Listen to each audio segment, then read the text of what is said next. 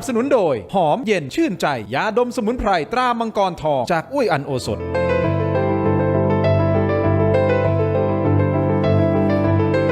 สวัสดีครับต้อนรับทุกท่านเข้าสู่รายการถกไม่เถียงครับคุณผู้ชมครับรายการถกไม่เถียงวันนี้เรายังคงถกกันติดตามกันสถานการณ์ระหว่างไทยกับกัมพูชานะคุณผู้ชมเข้าสู่วันที่3ของการตอบโต้กันไปมาคุณผู้ชมครับยิงถล่มกันไปมาจนทำให้ฝ่ายเรานะก็มีทหารเสียชีวิตเพิ่มนะต้องขอแสดงความเสียใจกับครอบครัวผู้สูญเสียด้วยนะครับแต่สิ่งสำคัญก็คือว่าทุกสงครามที่เขาบอกนะครับว่าจริงๆมันต้องจบลงบนโต๊ะเจรจาแต่ท่านนายกรัฐมนตรีนะครับท่านก็พูดชัดเจนว่ายังไม่มีการเจรจาไม่เจรจาทั้งสิ้นนะครับก็ปฏิบัติการทางทหารต่อไปแน่นอนครับมุมนี้คุณผู้ชมเราก็ต้องปกป้องอธิปไตยของเราตามที่ท่านนายกรัฐมนตรีพูดนะครับแต่สุดท้ายสุดแล้วมันจะต้องนำไปสู่การตกลงยุติทุกอย่างบนโต๊ะเจรจาใช่หรือไม่อันนี้เป็นสิ่งที่น่าคิดแล้วเราต้องวิเคราะห์ต่อนะครับเพราะว่าการสู้รบมันมีแต่ความสูญเสียแล้วครับสูญเสียทั้งสองฝ่ายแล้วมันคงไม่มีประโยชน์ในระยะยาวนะครับคุณผู้ชมครับแต่เอาละคุณผู้ชมเดี๋ยวเราต้องมาวิเคราะห์กันหลายมิตินะฮะเพื่อที่ดูว่าสถานการณ์ณตอนนี้มันเป็นอย่างนี้และเราจะต้องเดินต่อไปอย่างไรเพื่อให้ไทยไม่เสียเปรียบและเพื่อให้เราอยู่บนเวทีโลกได้อย่างเต็มภาคภูมิแล้วเราต้องยืนยันกลับไปนะครับว่าเราถูกรุกรานก่อน อันนี้สำคัญที่สุดเลยนะครับเดี๋ยวขอต้อนรับแขกรับเชิญของผมท่านแรกนะครับท่านเป็นสสบัญชีรายชื่อรองหัวหน้าพรรคประชาชนและคณะกรรมาธิการการทหารสภาผู้แทนราษฎรนะครับคุณวิโรจน์ลักษณะดีศรครับสวัสดีครับสวัสดีครับสวัสดีพี่แมวแล้วก็คุณอนายโยด้วยครับครับส่วนขวามือของผมสองท่านครับท่านอดีตเลขาธิการสภาความมั่นคงแห่งชาติหรือว่าสมชนะครับท่านพลโทพาราดรพัฒนาถาบุตรนะครับกับแอดมินเพจ Thai Armed Force นะครับคุณอนารโยกอสกุลครับสวัสดีทั้งสองท่านครับขอบคุณทั้ง3ท่านที่เกียรติรายการถกไม่เถียงนะครับยินดีครับคือประเด็นอย่างนี้เสแมวในมุมของทหารก่อนเลยนะครับผมพูดไม่ผิดใช่ไหมครับว่าทุกอย่างที่มันเป็นการสู้รบกันเนี่ยสุดท้ายมันก็ต้องจบลงบนโต๊ะเจรจาถูกต้อง 100% เลยแต่เราก็จะต้องแสดงให้ชัดเจนว่าเราเป็นผู้ถูกรุกรานถ้าคุณจะเจรจาเราต้องมีเงื่อนไขเจรจาอย่างเป็นธรรมกับเราด้วยสำคัญที่สุดเลยคือความชอบธรรมใช่ครับเราต้องเป็นผู้ถูกลุกรานเราต้องเป็นผู้ป้องกันตนเองการจบที่โต๊ะเจรจาแต่การจบที่โต๊ะเจรจาแล้วจะมีผลสำลิดเนี่ยยังไงยืนยันครับข้างหลังฝ่ายที่มีกองกำลังทางทหารศักดิ์สงครามด้านอื่นๆเหนือกว่าตรงนั้นเราจะเสียงดังไม่พอนะแล้วยิ่งมีความชอบธรรมนะอันนี้เท่ากับเบ็ดเสร็จเพราะบางทีบนโต๊ะเจรจาเนี่ยไม่ชอบธรรมนะแต่กองหลังมันแข็งแรงเนี่ยบางทีมันก็มีความได้เปรียบนะฉะนั้นของเราเนี่ยความชอบธรรมมีข้างหลังแข็งแรงกว่าตรงนี้แหละครับสิ่งที่ตอนนี้ประชาชนพี่น้องประชาชนกำลังเฝ้าจับตาว่าเอ้ยแต่ทำไมมันไม่เด็ดขาดเบ็ดเสร็จให้เร็วทันใจสักทีละอันนี้คือข้อสงสัยนะเพราะเรามีความชอบธรรมเป็นฝ่ายป้องกันตนเรามีศักดิ์สงครามสังคมเศรษฐกิจการเมืองการทหารเหนือกว่ากัมพูชานะครับแต่ประชาชนสงสัยเอ๊ะทำไมมันไม่จบเสียทีเนี่ยเดี๋ยวคงจะต้องมีมาถกแลกเปลี่ยนความคิดกันใช่ครับแต่เสแมวคิดยังไงกับสิ่งที่ท่านนายกรัฐมนตรีออกมาพูดอย่างชัดเจนว่าไม่เจรจาไม่ต้องคุยกับทรัมป์ไม่คุยกับทางด้านของท่านอัมวาอิบราฮิมคือเราดำเนินการอย่างนี้ต่อไปอันนี้ท่านต้องชะลอสิ่งที่จะพูดตรงนั้นไว้ก่อนเพราะเราต้องยืนยันนะครับเพราะว่าองค์ประกอบของความสำลิดผลเราเนี่ยเราปฏิเสธไม่ได้นะมันต้องมีพี่ใหญ่อยู่ข้างหลังเราแล้วเราจะสำลิดผลเพราะมันเกี่ยวข้องกับเรื่องสแกมเมอร์เรื่องอาวุธยุทโธปกรณ์จริงไหมอาวุธยุทโธปกรณ์ของกัมพูชานี่เป็นของจีนนะเป็นส่วนใหญ่นะถ้าเราได้พี่ใหญ่เกื้อกูลเราไอ้ทางนู้นก็เบาไปของสหรัฐนี่ชัดเจนเลยยิ่งจะมาจัดการเรื่องสแกมเมอร์เพราะพี่ยืนยันนะไอ้ฐานสุดท้ายเหตุผลหลักรากแก้วที่จะทำให้ไอ้ปัญหาไทยกัมพูชายุติได้นะคือที่สแกมเมอร์นะเพราะสแกมเมอร์เป็นฐานเงินที่สำคัญของผู้นำจิตวิญญาณแล้วก็เป็นฐานเงินที่สำคัญที่สนับสนุนกองกำลัง BSQ พิทักษ์คุณเซนถ้าตัวเนี้ยไม่มีเงินตอนนี้เงินมันไม่ใช่เงินงบประมาณไงมันเป็นเงินมาจากสีเทาฉะนั้นตรงนี้มันเป็นเหตุปัจจัยทั้งหมดฉะนั้นเราจึงมีความจำเป็นที่จะต้องมีพี่ใหญ่เกื้อกูลนะครับความสำลิดผลจะจัดการสแกมเมอร์ปัจจัย2ขาภายนอกต้องพี่ใหญ่เพราะเราเข้าไปจัดการในกัมพูชาไม่ได้แต่ภายในก็เป็นเรื่องของเราใช่ไหมเรื่องขีดความสามารถของเจ้าหน้าที่เราฉะนั้นพี่ยืนยันว่านายกจริงๆแล้วเนี่ยพี่ยังยืนยันว่าไอ้ปฏิญญาที่กัวลาลัมเปอร์เป็นสิ่งจำเป็นที่ต้องดำรงคงอยู่เพราะเราไม่ได้เป็นคนละเมิดไอ้คนละเมิดคือกัมพูชาไม่ปฏิบัติสักข้อนะครับฉะนั้นตรงเนี้ยเรายึดความชอบธรรมตอนนี้ก็คงคิดว่าความชอบธรรมตรงเนี้ยกำลังจะทำให้เราเริ่มรุกการปฏิบัติการทางทหารแล้วสามารถจะจบได้เบ็ดเสร็จ นะครับแต่เพียงแต่ว่าพี่น้องประชาชนอาจจะใจร้อนหน่อย โอเค เฮ้ยช่วยเร็วๆหน่อยใช่ครับ ก่อนที่จะไปที่คุณโยนะครับคุณวิโรจน์คิดยังไงกับประเด็นที่ผมโปรยไปกับเสแมว คืออย่างนี้ครับอย่างไรทุกสงครามเนี่ยก็ต้องจบที่โต๊ะเจรจา เพียงแต่ว่าระหว่างทางที่จะไปที่โต๊ะเจรจาเนี่ยมันก็ต้องมีรูปแบบแล้วก็กระบวนการในการทำงานให้เสร็จสิ้นภารกิจเสียก่อน ครับ นะครับผมคิดว่าตอนนี้เนี่ยทางการทหารเนี่ยเขามีเส้นปฏิบัติการของเขาอยู่แล้วว่าเขาจะปฏิบัติการถึงเส้นปฏิบัติการหรือยึดพื้นที่ทางยุทธวิธีใด เพื่อให้มั่นใจว่าหลังจากที่มีการเจรจาแล้วเนี่ยนะครับกัมพูชาเนี่ยจะ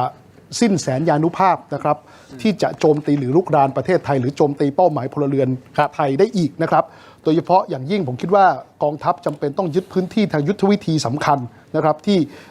กัมพูชาจะใช้เป็นฐานที่มั่นนะครับในการรุกรานเรา ซึ่งตรงเนี้ยมันก็จะเป็นหลักประกันว่ากัมพูชาเนี่ยจะพร้อมที่จะเจรจากับเราภายใต้เงื่อนไขที่สมเหตุสมผล และจะทำให้เรามั่นใจได้ว่ากัมพูชาเนี่ยจะเคารพนะครับข้อตกลงระหว่างกันนะครับที่มีนานาอารยประเทศหรืออาเซียนเนี่ยนะครับมาเป็นสักขีพยานนะครับแล้วที่สำคัญที่สุดก็คือว่าถ้าเกิดยังเหิมเกริมที่ยังละเมิดปฏิญญาหรือข้อตกลงเราก็ยังสามารถยึดพื้นที่ทางยุทธวิธีที่สามารถจัดการหรือกำราบกัมพูชาได้ ตรงนี้เนี่ยสำคัญมากนะครับที่ผ่านมาปฏิญญาที่กัวลาลัมเปอร์เนี่ยนะครับนั่นระดับพี่ใหญ่นะครับโดนัลด์ทรัมป์มาเป็นสักขีพยานนะครับนะแต่ปรากฏว่ากัมพูชานำพาไหมไม่เลย ดังนั้นเนี่ยผมคิดว่าก่อนที่จะเจรจาเนี่ยก็คงจะต้องมีบัญชีเป้าหมายต่างๆที่กองทัพจะต้องจัดการนะครับให้เบ็ดเสร็จเด็ดขาดเสียก่อน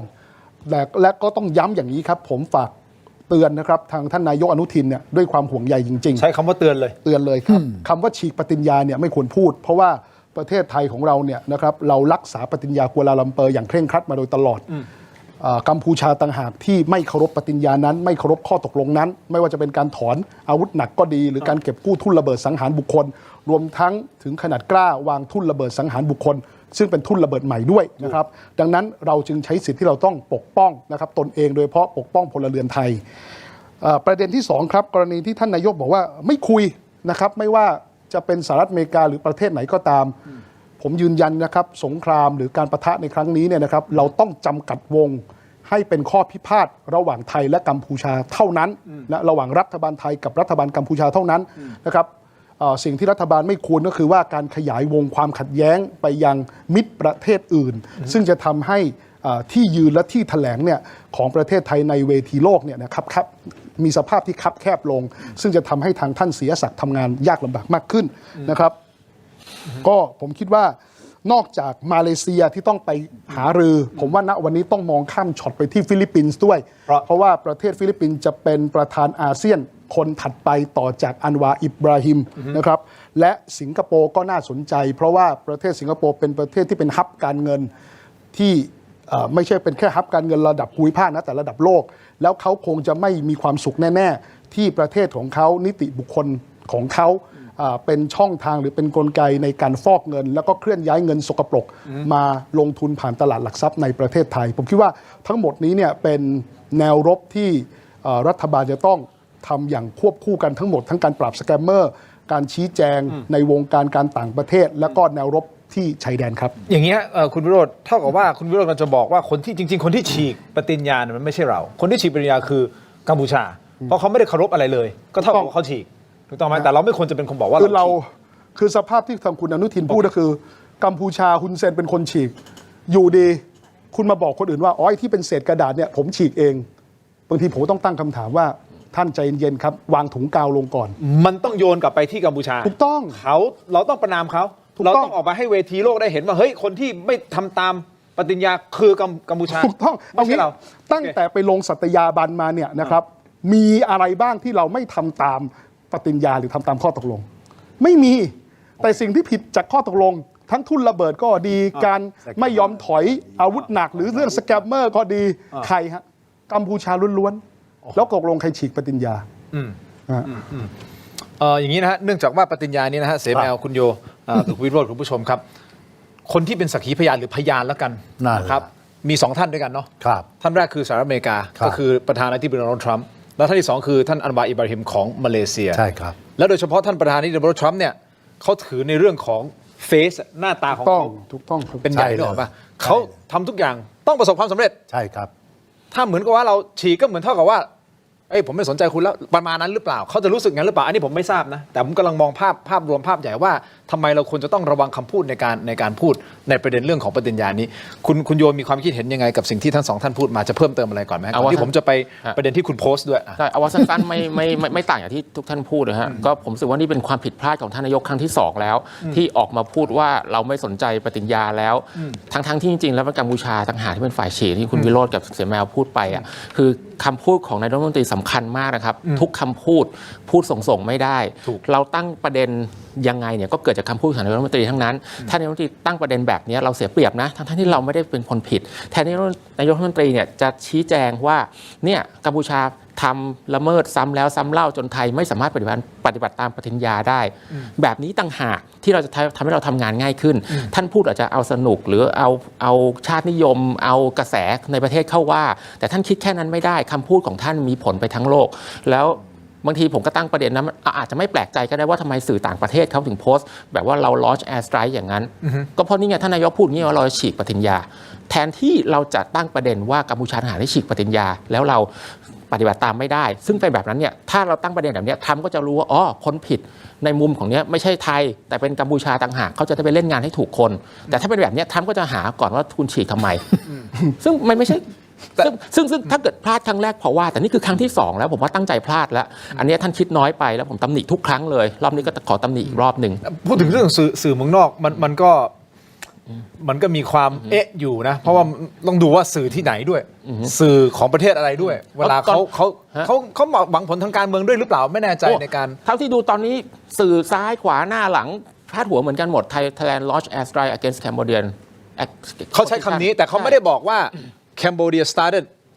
the whole conflict before ใช่ป่ะบางคนก็พูดบางคนก็ไม่ได้พูด แต่อันนั้นยกไปแต่ผมรู้สึกว่าถ้าเราตั้งประเด็นให้ถูกอ่ะถ้านายกพูดให้ถูกอ่ะเซนติเมนต์มันจะไม่ได้เป็นแบบนี้แล้วสำคัญก็คือว่าทรัมป์นั่นแหละก็อย่างที่พูดแล้วครับทรัมป์ต้องรักษาหน้าตัวเองเพราะทำไมเขามาร์เก็ตติ้งว่าเขาต้องการสร้างสันติภาพทั่วโลกเพื่ออะไรเพื่อจะได้ดึงกองทัพสหรัฐกลับมาเพื่อเอาเงินประหยัดเอาไว้ไปลงทุนในประเทศถ้าทรัมป์เสียหน้าแล้วพีซดีลของไทยและกัมพูชาเนี่ยเป็นหนึ่งในโทรฟี่ของเขาแล้วถ้าทำเสียหน้ามันทำไงถ้าเขามาเล่นงานบอกยกหูมาคุณโดน 40% นะทำไงตายกันหมดแทนที่เราจะตั้งประเด็นให้ถูกนี่เราตั้งประเด็นผิดจะต้องตามแก้เนี่ยมันต้องดูหลายมิตินะครับคุณผู้ชมครับบางท่านผมเข้าใจนะครับว่าเฮ้ยโอ้โหเราก็อดทนเหลือเกินกับสิ่งที่กัมพูชาทำกับเราถูกต้องไหมฮะเพราะฉะนั้นครั้งนี้ให้มันจบที่รุ่นเราก็มีคำพูดเหล่านี้ออกมาให้มันจบครั้งนี้ครั้งเดียวเลยให้มันจบไปเลยแต่ต้องมองหลายมิตินะครับมิติเศรษฐกิจนี่ต้องมองนะเพราะว่าจริงๆเศรษฐกิจเราเปราะบางมากถูกต้องไหมครับแล้วถ้าสมมติยังมีสถานการณ์แบบนี้อีกนะอันนี้คือพูดรวมๆนะฮะคุณผู้ชมครับไม่ได้ชี้นิ้วยังไงแต่กำลังจะบอกว่าเราคงต้องดูหลายมิติแล้วก็สุดท้ายเราก็ไม่รู้เหมือนกันว่าทางออกมันจะต้องออกไปยังไงเพราะว่ารัฐบาลเองต้องเป็นคนตัดสินใจแต่เรากำลังแชร์ความคิดเห็นกันเนาะแชร์ไอเดียกันเพื่อที่จะอย่างน้อยให้คุณผู้ชมได้คิดตามไปนะครับว่าเป็นยังไงแต่ก่อนที่จะกลับไปที่เสแมวนะครับคุณโยได้มีการวิเคราะห์สถานการณ์ไทยกัมพูชาโดยระบุว่าในสถานการณ์ชายแดนไทยกัมพูชาพูดตรงๆว่าไม่มีคำว่าเอาหนักๆให้มันจบไปมันไม่มีคำว่าจบต่อให้ไทยยึดพื้นที่ที่ควรยึดได้ทั้งหมดไม่จบยังไงฮะขยายความเพิ่มเติมสั้นๆเลยที่ผมคิดว่าไม่จบคือว่าต่อให้ไทยเรายึดได้หมดนะยึด677ยึดตาควายยึดตั้งแต่ซ้ายยันขวาได้หมดเลยอ่ะถ้ากัมพูชาหรือฮุนเซนระบอบฮุนเซนยังมีเจตจำนงในการที่จะต้องการสงครามยังมีเจตจำนงในการต้องการได้ดินแดนของไทยอยู่เดี๋ยวเขาก็ต้องสตาร์ทคอนฟลิกต์ขึ้นมาอีกเดี๋ยวก็ต้องมีพยายามให้มีขาที่8พยายามให้มีรอบที่3เพราะอะไรเขาต้องการสงครามเขาต้องการสงครามเพื่อหาโทรฟี่อ่ะหาความสำเร็จไปบอกประชาชนของเขาเพราะ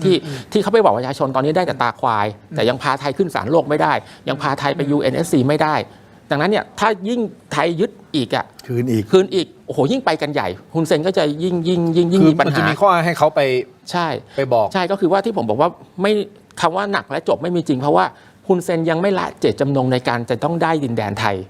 ดังนั้นเนี่ยมันก็จะมีวิธีว่าถ้าอยากให้จบแต่ให้ฮุนเซนเนี่ยมีความพยายามต่อให้มีความพยายามในการจะเริ่มคอนฟ lict ขึ้นมาแต่ว่ายากและต้องลงทุนให้สูงหน่อยก็คือว่ามีหลายทางหนึ่งก็คือว่าการทำลายขีดความสามารถของกองทัพกัมพูชาที่มาโจมตีไทยเนี่ยให้ได้มากที่สุดจนเขาเนี่ยรู้สึกว่าต้องลงทุนสูงมากในการที่จะเริ่มสงครามอีกครั้งจนไม่คุ้ม อันนี้ก็เป็นทางหนึ่ง ครับผมเซมแมวจะเพิ่มเติมตรงนี้ไหมฮะในประเด็นนี้เลยอันนี้ เพราะว่า เซมแม โยว ว เขาพูด วิเคราะห์หน่อยฮะ เพราะตราบใดผู้นำนี่คือฮุนเซนการดำรงความมุ่งหมายมันยังดำรงอยู่เสมอ ฉะนั้นมันไม่จบเป็นเด็ดขาด มันเพียงได้หยุดตราบใดที่ผู้นำยังเป็นคนนี้ใช่ไหมบางสมรภูมิเราถึงเห็นชัดไงเฮ้ยต้องเด็ดผู้นำต้องเปลี่ยนผู้นำมหาอำนาจทำมาเยอะแหละเข้าไปที่ต้องเปลี่ยน เพราะถ้าไม่เปลี่ยนมันไม่จบฉะนั้นเราเนี่ยจะจบต้องถามแล้วเรามีศักยภาพที่จะต้องให้ตระกูลหุนออกจากตำแหน่งได้หรือไม่ แต่หยุดเนี่ยได้นะก็แบบที่หยุดก็ต้องแบบที่โยว่าก็ต้องทำลายศักดิ์สงครามทางทหารเนี่ยให้แบบว่าเปรียบเทียบกันไม่ได้เลย พอเขาจะมาลงทุนทางทหารใหม่แบบเฮ้ยไม่ไหวเว้ยจะสู้กองทัพไทยต้องลงอีก100,000 ล้าน200,000 ล้าน300,000 ล้านเอาที่ไหนอ่ะใช่ไหมไอ้สีเทาก็บอกเฮ้ยไม่ไหวมั้งอย่างเงี้ยฉะนั้นตรงเนี้ยใช่หรือว่าเนี่ยทำลายทรัพยากรของเขา นั่นแหละ ที่ ครับ ทำให้เขาเนี่ยไม่สามารถที่จะลงทุนได้อีก ก็พูดง่ายๆคือปราบสแกมเมอร์ สุดท้ายกลับไปจุดสุด คือผม ท้าย สรุป กล่องดวงใจของเขา ของผมสรุปแล้วมีอยู่ 4 อย่างนะครับหนึ่งคือทำให้คุณเซนและพวกเนี่ยนะครับสิ้นเนื้อประดาตัวด้วยการปราบสแกมเมอร์ซึ่งเป็นแหล่งเงินสำคัญของประเทศเขาให้ได้พี่แมวคุณโยคุณทินสังเกตไหมครับว่าพอโมเมนตัมมันจะไปอยู่ที่การปราบสแกมเมอร์ก็จะมีการสร้างกระแสนะครับ border conflict หรือว่าสถานการณ์ความขัดแย้งที่ชายแดนขึ้นมาเพื่อบ่ายเบี่ยงประเด็นกลับมาที่ความขัดแย้งที่ชายแดนเสมอ จำได้ไหมครับกรณีนี้วันที่ 2 เราประกาศยึดทรัพย์ 16,615 ล้านถ้าผมจำไม่ผิดนะครับ 10,000 กว่าล้านนะครับของ 3 เครือข่ายเฉินจื้อแห่ง Prince Group ก๊กอานแล้วก็เบนจามินกับยิมเลียกนะครับปรากฏว่าก็ไม่กี่วันต่อมาก็เปิดศึกเลยนะครับผมคิดว่าอันดับแรกประเด็นที่ 1 ต้องทำให้คุณเซนและพวกสิ้นเนื้อประดาตัวประเด็นที่ 2 ครับไอ้คำว่าพวกเนี่ยมันไม่ได้แค่พวกที่อยู่ที่กัมพูชา มันมีพวกไทยด้วยนะครับเราสังเกตไหมครับ 10,000 กว่าล้านที่แถลงข่าวไม่มีคนใหญ่คนโตของประเทศไทยนะครับที่สุดเลยละไทยเทานี่แหละ ไทยเทาเนี่ยที่เป็นพวกมันเพราะอย่าลืมนะครับว่าเบนจามินเนี่ยนะเข้ามาสานคอนเน็กชันผ่านหลักสูตรต่างๆ ผ่านคนใหญ่คนโตนะครับตั้งแต่ยุคคสช.แล้วนะครับดังนั้นเนี่ยมันแทรกซึมไปหมดนะครับเส้นทางทางการเงินที่เชื่อมโยงกับคนใหญ่คนโตต้องเอาให้สิ้นผมขอยืมคำพูดของพลเอกอภิรัตคงสมพงศ์ว่าคนพวกนี้มันเป็นคนหนักแผ่นดินจะต้องเอาหนอนบ่อนไส้ที่เป็นขี้ข้าฮุนเซน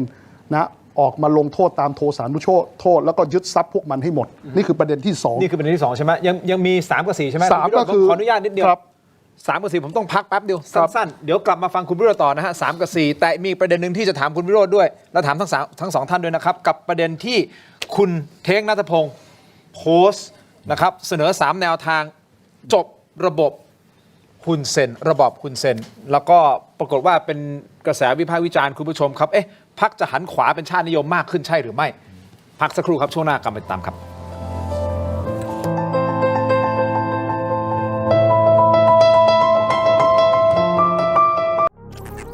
ขณะนี้อย่ารอช้าสายเกมสายลงทุนสาย AI สายเทคต้องไม่พลาดลดราคาพิเศษให้ทันที 2,000 บาท BrainTech Tri Screen จอเสริมอัจฉริยะเปลี่ยนโน้ตบุ๊กธรรมดาให้ทำงานพร้อมกันได้ถึง 4 จอดีไซน์พับเก็บง่ายพกพาสะดวกมี 2 รุ่นให้เลือก 17,900 บาทสำหรับรุ่น 14 นิ้วและ 19,900 บาทสำหรับรุ่น 16 นิ้วสั่งซื้อออนไลน์ได้แล้ววันนี้เพียงค้น BrainTech Tri Screen หรือ Advice ทุกสาขาทั่วประเทศ BrainTech Tri Screen where thinking meets technology ดีขนาดนี้อย่ารอช้าสายเกมสายลงทุนสาย AI สายเทคต้องไม่พลาดลดราคาพิเศษให้ทันที 2,000 บาท BrainTech Tri Screen จอเสริมอัจฉริยะเปลี่ยนโน้ตบุ๊กธรรมดาให้ทำงานพร้อมกันได้ถึง 4 จอดีไซน์พับเก็บง่ายพกพาสะดวกมี 2 รุ่นให้เลือก 17,900 บาทสำหรับรุ่น 14 นิ้วและ 19,900 บาทสำหรับรุ่น 16 นิ้วสั่งซื้อออนไลน์ได้แล้ววันนี้เพียงค้น BrainTech Tri Screen หรือ Advice ทุกสาขาทั่วประเทศ BrainTech Tri Screen where thinking meets technology ดีขนาดนี้อย่ารอช้าสายเกมสายลงทุนสาย AI สายเทคต้องไม่พลาดลดราคาพิเศษให้ทันที 2,000 บาท BrainTech Tri Screen จอเสริมอัจฉริยะเปลี่ยนโน้ตบุ๊กธรรมดาให้ทำงานพร้อมกันได้ถึง 4 จอดีไซน์พับเก็บง่ายพกพาสะดวกมี 2 รุ่นให้เลือก 17,900 บาทสำหรับรุ่น 14 นิ้วและ 19,900 บาทสำหรับรุ่น 16 นิ้วสั่งซื้อออนไลน์ได้แล้ววันนี้เพียงค้น BrainTech Tri Screen หรือ Advice ทุกสาขาทั่วประเทศ BrainTech Tri Screen where thinking meets technology ดีขนาดนี้อย่ารอช้าสายเกมสายลงทุนสาย AI สายเทคต้องไม่พลาดลดราคาพิเศษให้ทันที 2,000 บาท BrainTech Tri Screen จอเสริมอัจฉริยะเปลี่ยนโน้ตบุ๊กธรรมดาให้ทำงานพร้อมกันได้ถึง 4 จอดีไซน์พับเก็บง่ายพกพาสะดวกมี 2 รุ่นให้เลือก 17,900 บาทสำหรับรุ่น 14 นิ้วและ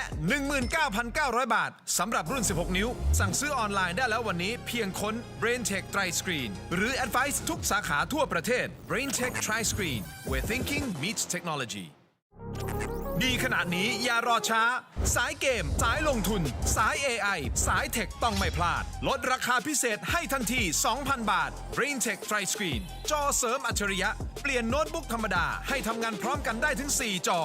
ดีไซน์พับเก็บง่ายพกพาสะดวกมี 2 รุ่นให้เลือก 17,900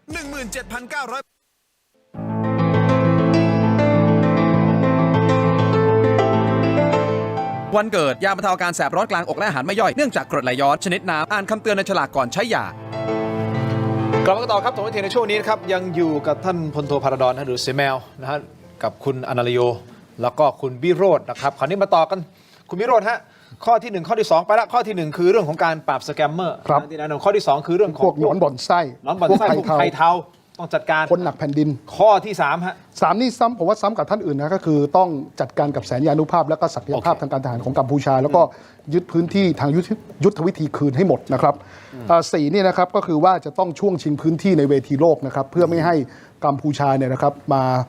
ใช้พื้นที่เล่นบทเหยื่อ แล้วก็ทำลายศักดิ์ศรีของประเทศไทย ต้องทำไปพร้อมๆกัน ต้องทำพร้อมกันนะครับผมว่า 3 แนวรบต้องเดินพร้อมกัน ไม่ว่าจะเป็นแนวรบการปราบสแกมเมอร์ ฮะ การจัดการปัญหาชายแดน แล้วก็พื้นที่ในการต่างประเทศ ดังนั้นเนี่ยไม่ต้องถูกดิสแทรกไม่ต้องถูกบ่ายเบี่ยงประเด็นจากกัมพูชาเลย มีวอลลุ่ม3 ทีมทำ3 เรื่องไปพร้อม ๆ กัน เสแมวเห็นด้วยไหมประเด็น เห็นด้วย อย่างนี้เลย 100% ต้องเป็นอย่างนี้เลย เพราะตอนเนี้ยมันเป็นสงครามไฮบริดไงที่พี่บอกลูกผสม กัมพูชาเขารู้ศักยภาพทางอำนาจการรบกองทัพก็สู้เราไม่ได้ เขาก็ใช้เครื่องมือต่างประเทศ และต่างประเทศเนี่ยอย่านึกว่าเขาไม่ธรรมดานะ คือหมายความว่าทั้งใต้ดินบนดินทุกรูปแบบทั้งจ้างล็อบบี้ยิสต์ก็เงินสีเทามันเยอะไงใช่ไหมเพื่อหาพวกแน่นอนหาพวกก็ต้องระดับมหาอำนาจด้วย ไม่ใช่ไประดับเล็กนะเขาเล่นระดับมหาอำนาจเลย เพื่อจะได้ดีเลย์แท็กติกถ้ามีจังหวะเขาฉะนั้นของเราเนี่ยการเดินตัวเนี้ยพี่ยืนยันนะทุกครั้งที่กระทรวงต่างประเทศจะแถลงอะไร ต้องเปิดประเด็นมาก่อนว่าไทยถูกลุกลาน ไทยป้องกันตนเองและขยายความ ไทยป้องกันตัวเองแล้วก็ขยายความ มัน แผ่นเสียงตกล่องอยู่อย่างเนี้ย มันเป็นสิ่งที่ชัดเจน ใช่ ถูกต้องไหมฮะ แล้วต้องเพราะว่ากัมพูชาใช่ไหม เราได้ ทุกครั้ง ทำ ที่โผล่มานะพลโทหญิงมาเรีย อ้าว กัมพูชาถูกลุกลาน ใช่ใช่ เห็นไหม ใช่ใช่ เหมือนกันเราในทางกลับกันเราของจริงไงความจริงมันมีหนึ่งเดียว พูดช้ากว่าไม่เป็นไร เพราะมันเป็นความจริงไอ้นั่นมันความเท็จขนาดความเท็จมันยังกล้าเลยใช่ไหมเราก็ต้องทุกครั้งอะกระทรวงต่างประเทศจับประเด็นอะไรอะโผล่มาเรื่องนี้ก่อนแล้วกองทัพพอปฏิบัติการก็เช่นเดียวกัน ที่ผมปฏิบัติการอยู่เนี่ยคือการป้องกันตน จะแบบรูปแบบไหนก็ว่ากันไปป้องกันแบบล่วงหน้าหรือใช้กฎการปะทะกฎการใช้กำลังปฏิบัติการตามแผนเผชิญเหตุอะไรก็ว่าไป แต่ที่เราทำสิ่งเหล่านี้เพราะเราถูกลุกลานก่อน ถูกต้องเพราะตัวเนี้ยเป็นความชอบธรรมที่มันจะยึกยักซ้ายป่ายขวายังไงเนี่ยไอ้ฝ่ายชอบธรรมมันได้เปรียบพอปั๊บเราก็บอกผมปฏิบัติตามมาตรา51กฎบัตรสหประชาชาติถูกลุกลานด้วยอาวุธฉะนั้นผมมีสิทธิ์ป้องกันตนปั๊บกระทรวงต่างประเทศบอกรายงานเลขา UN ทันที UNSC คณะมนตรีความมั่นคงสหประชาชาติทันทีซ้ำแผ่นเสียงตกล่องอยู่อย่างเงี้ยแต่การปฏิบัติการทหารก็ว่าไป เราทำไม่พอแล้วคุณโย เรา ต้องทำมากกว่านี้อีก อีก ต้อง คือทำใช่ไหมพี่ถึงบอกไงต้องฉายหนังซ้ำ ก็ทำแบบที่ท่านพลรพูดแหละย้ำๆไปเรื่อยๆมันไม่ได้ทำครั้งเดียวจบ คือผมพูดอย่างเงี้ยที่ผ่านมาบางทีเราทำเหมือนการทูตบุรุษไปรษณีย์อะ คือเดินไป ในการพูดบุรุษไป ใช่ เข้าใจเปรี คื ย อบ เดิน เทียบ เดินไปส่งหนังสือประท้วงแล้วนะแล้วกลับบ้านนอน มันไม่พอนะฮะมันต้องย้ำและสร้างประเด็นเชฟสถานการณ์เชฟบรรยากาศให้มันเข้าทางเราสองก็คือว่าพยายามไม่ผลักใครเป็นศัตรู ครับ ในทางกับการเนี่ยจีนอเมริกาเราหมั่นไส้เขาไม่เป็นไรแต่เขาอะต้องมาเป็นพวกเราเพราะเขาไม่เป็นพวกเราอะเขาจะเป็นพวกเขมร ดังนั้นเนี่ยมันต้องเชฟสถานการณ์ให้ได้ ซึ่งถ้าเป็นแบบนี้มันก็ต้องย้ำไปเรื่อยดันบาร์ขึ้นไปเรื่อยท่านศรีศักดิ์ทำดีขึ้นไหมอันนี้ผมบอกตรงว่าเทียบกับท่านมาเลยแต่ทำดีขึ้น แต่ท่านทำดีได้มากกว่านี้อีก 20-30%เชิงลุกมากกว่านี้ได้ พวกเรานั่งคุยกันตรงนี้พูดกันตรงนี้มันพูดได้ง่ายเนาะแต่เอาจริง ๆ แล้วมันติดข้ออะไรหรือเปล่าที่ทำให้เขาไม่ ขอแทรกนิดหนึ่งเฮ้ยพี่มีประสบการณ์เป็น ข้าราชการระดับสูงรับผิดชอบความมั่นคงนะ ท่านเลขา จะถามว่ายากนะ มันก็ยากแต่ถามว่ามันง่ายมันก็ง่ายได้เฮ้ยมันอยู่ที่ขีดความสามารถและความตั้งใจความทุ่มเท โอเคเข้าใจ เพราะเป็นเรื่องอธิปไตยของประเทศ อันนี้ผมต้องเชื่อเพราะท่านเป็นอดีตเลขาสปช แต่นั้นไปถึงบอกเนี่ยการนำเสนอไอ้แผนต่างๆเนี่ยแผนป้องกันประเทศเนี่ยไม่ต้องห่วงมันอยู่ในลิ้นชักพร้อมใช้ โอเค ผ่านสภากลาโหมมาเรียบร้อยฉะนั้นไม่เป็นปัญหามาถึงชักป๊อกกำหนดวันวอปั้งในตรงนั้นน่ะจะมีกฎการปะทะกฎการใช้กำลังการป้องกันตนแบบไหนแผนเผชิญเหตุมีเรียบร้อยหมด โอเคอ่ะ ฉะนั้นไม่ต้องกังวลทีม โอเคครับโอเคครับอย่างนี้นะฮะเมื่อวานนี้คุณเท้งณัฐพงศ์เรืองปัญญาวุฒินะฮะท่านหัวหน้าพรรคฝ่ายค้านนะฮะท่านได้โพสต์ Facebook เสนอ 3 แนวทางนะครับจบระบอบฮุนเซนโดยมีบางช่วงบางตอนของโพสต์คุณผู้ชมครับระบุว่าการรบอย่างเต็มกำลังโดยมุ่งทำลายเป้าหมายทางทหารเพื่อขจัดขีดความสามารถในการรบของกัมพูชาเนี่ยตามโพสต์เนี่ยคุณผู้ชมครับแล้วเราตีกรอบแดงๆไว้ปรากฏว่ามันกลายเป็นกระแสวิพากษ์วิจารณ์บนโลกออนไลน์ถึงตัวตนของพรรคประชาชนเลยนะซึ่งบางท่านมีการวิเคราะห์นะบนโลกออนไลน์บอกเฮ้ยเดี๋ยวก่อนนะพรรคจะหันขวาเป็นชาตินิยมมากขึ้นแล้วเหรอคุณวิโรจน์มองเรื่องนี้อย่างไรแต่ที่แน่ๆมีคนที่เห็นด้วยกับคุณเท้งอยู่บนโต๊ะนี้ด้วยนะ ก็คือคุณอนันต์โยนะเดี๋ยวก่อนที่จะไปที่คุณอนันต์โยเอาตรงนี้ก่อนคุณวิโรจน์ยังไงฮะ คือผมคิดว่าถ้าคุณณัฐพงศ์เนี่ยมีพื้นที่ในการชี้แจงและก็ขยายความกว่านี้นะครับก็จะเข้าใจ ผมคิดว่าคำว่าชาตินิยม ผมคิดว่านี่คือจังหวะที่ดีที่สุดในการช่วงชิงการนิยามคำว่าชาตินิยมให้ถูกต้องครับไม่ใช่ความกระหายเลือด ไม่ใช่หมายความว่าเราจะต้องลุกลานไปถล่มบ้านฮุนเซนไม่ใช่ครับเราคำว่าชาตินิยมของเราก็คือว่าเราต้องการปกป้องอธิปไตยของตนเองนะครับการตอบโต้อย่างได้สัดส่วนไม่ได้หมายความว่าเขายิงพลเรือนเราเลยไปล้างแค้นยิงพลเรือนเขาไม่ใช่ แต่เรามุ่งที่จะต้องจัดการเอาเองอาจจะคำว่าทำลายมันจะดูแล้วรุนแรงเนาะแต่ถ้าเกิดเราใช้ว่ามุ่งที่จะจัดการนะครับเพื่อให้แสนยานุภาพทางการทหารที่เขาจะใช้ลุกลานอธิปไตยของไทยหรือโจมตีประทุษร้ายพลเรือนไทยเนี่ยนะฮะให้หมดแสนยานุภาพนั้นผมคิดว่ามันก็เป็นเรื่องที่สมเหตุสมผลมิฉะนั้นเราจะจบไม่ได้ เรารบกับเขาหยุดแต่แสนยานุภาพเขายังคงอยู่ศักยภาพทางการทหารพื้นที่ทางยุทธวิธีเขายังยึดอยู่เอาพูดง่ายๆนะเขาอยู่บนพื้นที่สูงยุติการยิงแต่เขายังอยู่บนที่สูงแล้วจ่อปืนยิงใส่บ้านเราได้ทุกวันอย่างเงี้ยมันจะมีความสงบเกิดขึ้นอย่างแท้จริงไหมแล้วเขาจะยอมเจรจาไหมถ้าเขายังอยู่ในพื้นที่ทางยุทธวิธีที่ได้เปรียบเราดังนั้นผมคิดว่าใจความสำคัญของคุณณัฐพงศ์ก็คือว่าจะต้องยุติความเสี่ยงใดๆหรือศักยภาพใดๆที่ทางกัมพูชาจะโจมตีพลเรือนประชาชนคนไทยหรือใช้พื้นที่ใดเป็นฐานที่มั่นในการลุกลานอธิปไตยของไทยให้ได้เพราะถ้าเราทำเช่นนั้นไม่ได้จะไม่สามารถนำมาสู่การเจรจาที่ยั่งยืนได้เลยโอเคคุณอนันต์โยไหนเมื่อกี้ที่ผมพาดพิงถึงคุณเพราะว่าคุณโพสต์ไว้เห็นด้วยกับคุณเท้งเสริมนิดนึงฮะก็ผมก็ตีความได้คล้ายๆกับคุณวิโรจน์ไม่ได้ต่างกันนะก็คือผมว่าอันนี้พูดด้วยความเคารพแล้วกันขออนุญาตไม่กลัวดราม่าแต่ก็พูดตรงๆว่าถ้าเกิดตีความแล้วไม่เข้าใจเนี่ยก็เป็นไปได้แล้วก็ท่านอาจจะคิดว่าเป็นการลุกลานหรืออะไรแต่ว่าถ้าเข้าใจบริบททางทหารนะฮะการทำลายเป้าหมายทางทหารเพื่อกระจัดขีดความสามารถในการรบกัมพูชาเนี่ยเป้าประสงค์คืออะไรเป้าประสงค์คือไม่ให้เขาสามารถที่จะยิงจรวดยิงขีปนาวุธยิงอะไรเข้ามาในประเทศไทยได้ผมถามว่าถ้าคุณบอกว่าพูดตรงๆเลยนะถ้าคุณบอกว่าคุณเป็นฝ่ายซ้ายคุณอยากจะรักสันติภาพแล้วกัมพูชายังยิงจรวดเข้ามาทุกวันแบบนี้แล้วคุณต้องทำยังไงยืนอยู่เฉยๆเขายิงเหรอแล้วก็ไปร้องมันจะทำอะไรได้มันเป็นไปไม่ได้ อันนี้มันโลกจินตนาการนะมันโลกอยู่ในความเพ้อฝันสันติภาพอะไรตอนนี้จะมาแบบชุมชนจินตนาการมันไร้สาระผมพูดตรงไม่พูดอย่างนี้ไม่กลัวทัวร์ลงไม่กลัวลงได้เลยครับผมรับผิดชอบคำพูดตัวเองท่านต้องมาดูความเป็นจริงว่าตอนนี้เราโดนยิงอยู่ไม่มีฝ่ายซ้ายที่ไหนหรือไม่มีฝ่ายขวาที่ไหนที่ห้ามใช้กำลังเราป้องกันตนเองได้เราไม่ได้ไปลุกลานแบบว่าฆ่าล้างเผ่าพันธุ์เราไม่ได้ลุยพนมเปญเราไม่ได้ทำใช้กำลังเกินสัดส่วนเราป้องกันตนเองได้นี่ต่างหากประเด็นที่มันเกิดขึ้นแล้วเราก็ไม่ได้ปฏิเสธสันติภาพนี่เราไม่ได้บอกว่าถ้ากัมพูชาหยุดยิงเราจะยิงต่อไม่ใช่อย่างนั้นดังนั้นถ้าทุกท่านตีความคำพูดข้อที่1ของคุณเท้งเนี่ยแล้วไม่เข้าใจบริบททางทหารผมไม่ว่านี่คืออธิบายให้ฟังแต่ท่านจะบอกว่าทำแบบนี้แล้วโหนกระแสชาตินิยมหรือว่าไม่ใช่ประชาธิปไตยผมก็ตั้งคำถามกลับแล้วประชาธิปไตยคือยืนให้เขายิงเหรอคือประชาธิปไตยต้องสละดินแดนให้เขาเหรอถ้าแบบนี้ผมว่าท่านไม่เข้าใจอะไรโอเคเราอย่างที่บอกฮะเราถกกันนะถกกันนะครับไม่ ถูกผิดคุณผู้ชมตัดสินเสแมวเสริมนิดนึงไหมให้ในป ใช่ ระเด็น ครับ นี้ เพราะว่าโยเนี่ยเขาพูดในประเด็นป้องกันตนไงแล้ว ไม่ใช่ไปลุกลาน และวิโรธก็พูดถูกนะ ถ้าจะให้เขาหยุดยกตัวอย่างง่ายๆเหมือนภาษาตาควายเนี่ยถ้าไอ้เนิน 350 ของเขายังอยู่เนี่ยนะเราก็ไม่ได้ทางทหารเขาเรียกภูมิประเทศสำคัญ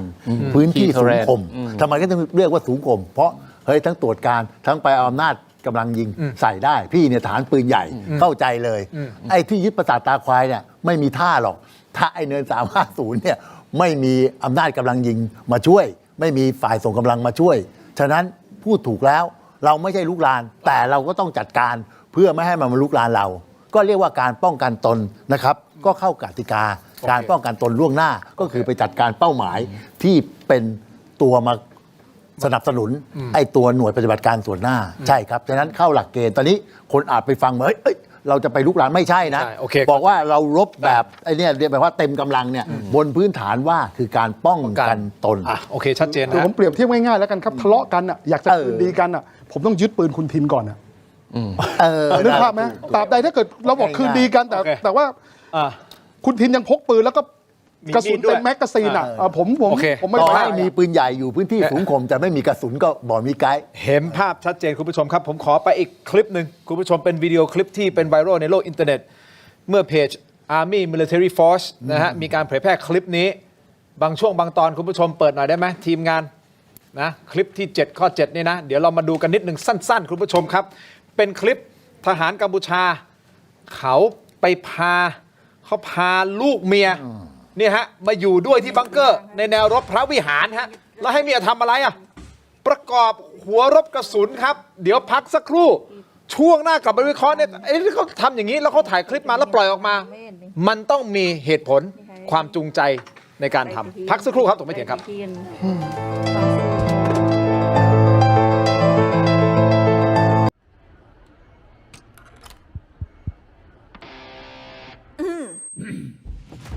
ไมบาซิน OTC รสส้มและรสมะนาว ยาอมบรรเทาอาการเจ็บคอ ช่วยระงับเชื้อในปากและลำคอ จากเกรเตอร์ฟาร์มาตรวจอ่านคำเตือนในฉลากก่อนใช้ยา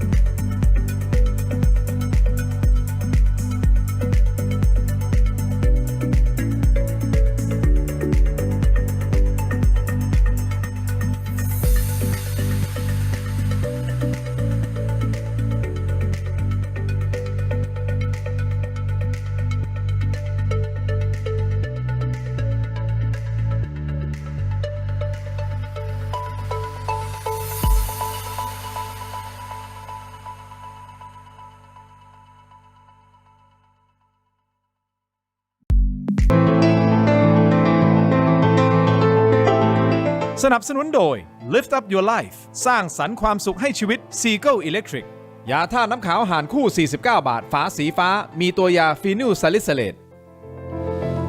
กลับมาต่อนะครับถกไม่เถียงครับยังอยู่กับคุณอัลโยนะฮะเสแมวรวมถึงคุณวิโรจน์ด้วยนะครับอย่างนี้คลิปวิดีโอที่เป็นไวรัลและเป็นคลิปที่ทางเพจ Army Military Force เป็นคนเผยแพร่แต่คลิปนี้จริงๆคนที่เป็นคนถ่ายคลิปคุณอัลโยรู้จัก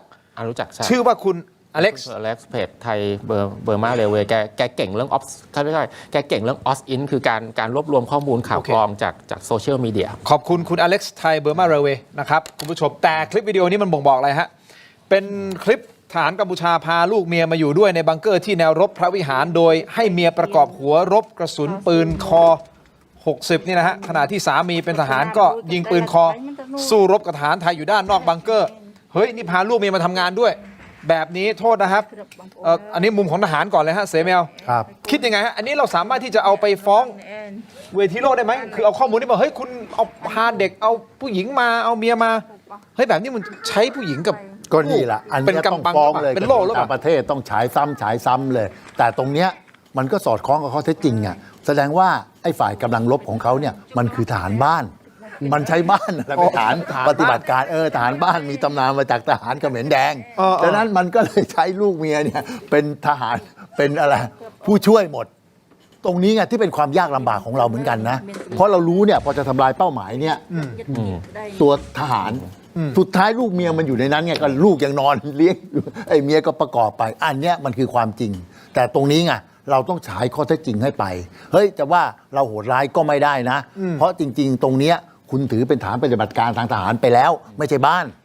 ไม่ใช่บ้านนะ เหมือนบังเกอร์ไปแล้วเหมือนฐานปฏิบัติการทางทหารไปแล้ว แล้วนี่แถมประกอบอาวุธอีกที่จะมาใส่เรา ฉะนั้นตรงนี้มีความจำเป็นกระทรวงต่างประเทศต้องเอาภาพอย่างเงี้ยใส่เข้าไป โอเค นะครับแล้วเราก็บอกว่าเฮ้ยเรายังมีมนุษยธรรมเรารู้เป้าหมายนะ แต่เรายังไม่ทำลาย เพราะว่ามีเด็กกับผู้หญิงอยู่ โอเค แต่ไอ้คนเนี้ยมันลูกคอเลยนะ ตอนเนี้ยเราสังเกตว่าทหารเราที่บาดเจ็บเนี่ย ลูกคอ จะมาลูกคอปืนใหญ่โดรน ฮะ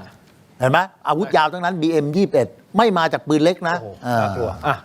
นิดเดียวคุณวิโรจน์คิดมันจะมีผลไหมเราไปเวทีโลกในประเด็นนี้ คือกรณีเนี้ยนะครับผมคิดว่าก็ต้องรายงานนะครับให้ UNSC แล้วก็อาเซียนนะครับรับทราบนะครับว่านี่เป็นการใช้พลเรือนเป็นโล่มนุษย์ชัดเจนนะครับ เป็น แล้วก็ โล่มนุษย์ ผมว่าการเอาเด็กนะครับมาเสี่ยงกับภัยสงครามเนี่ยนี่ก็ผิดนะครับ โอเค กฎหมายสากลหลายผิดหลักกฎหมายระหว่างประเทศอยู่แล้ว อ่ะ นะครับผมคิดว่าเนี่ยจะต้องประนามกัมพูชาอย่างมากนะครับแต่ว่าอย่างไรก็ตามนะผมสั้นๆนิดเดียว ผมต้องให้เครดิตกองทัพอากาศไทยด้วยนะครับ ผมเคยหารือกับทางพลอากาศเอกพันธ์พักดีนะครับครั้งที่ท่านยังเป็นผบทออยู่เขาบอกว่าบัญชีเป้าหมายเนี่ยในหลายกรณีเนี่ยกองทัพอากาศเนี่ยกาออกนะครับเพราะถ้าเกิดการข่าวทางการทหารระบุว่าเนี่ยเป็นทหารบ้านแล้วมีเด็กมีพลเรือนที่ไม่เกี่ยวข้องเนี่ยปะปนอยู่ด้วยเนี่ยเขากาออกนะครับดังนั้นเนี่ยเราจะสังเกตว่าเป้าหมายในการปฏิบัติการทางอากาศของกองทัพอากาศล้วนนะครับอยู่ที่ฐานที่มั่นทางการทหารเป็นสำคัญทั้งสิ้นนะครับ ได้ครับคุณผู้ชมครับคุณอนาลิโอแสดงความคิดเห็นเกี่ยวกับภาพคุณอนุทิน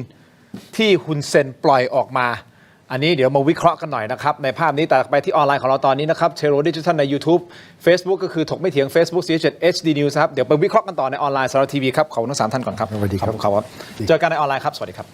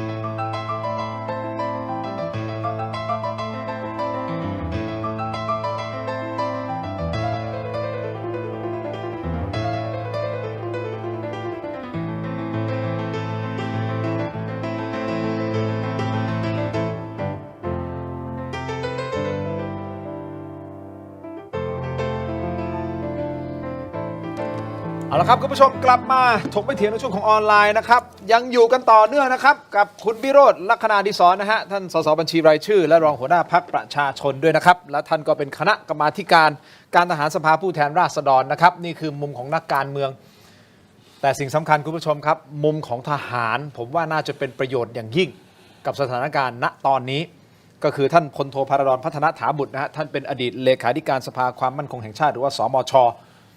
เคยอยู่ในสถานการณ์นะที่จะต้องใช้ความมุ่งมั่นความกล้าในการตัดสินใจหลายๆอย่างนะเพราะฉะนั้นมุมนี้นะฟังท่านได้เลยส่วนอีกท่านหนึ่งนะครับท่านเป็นแอดมินเพจ Thai Armed Force บางท่านอาจจะไม่ทราบหน้าตาคุณอนาลโยแล้วถามมาว่า อนาลโยคือใคร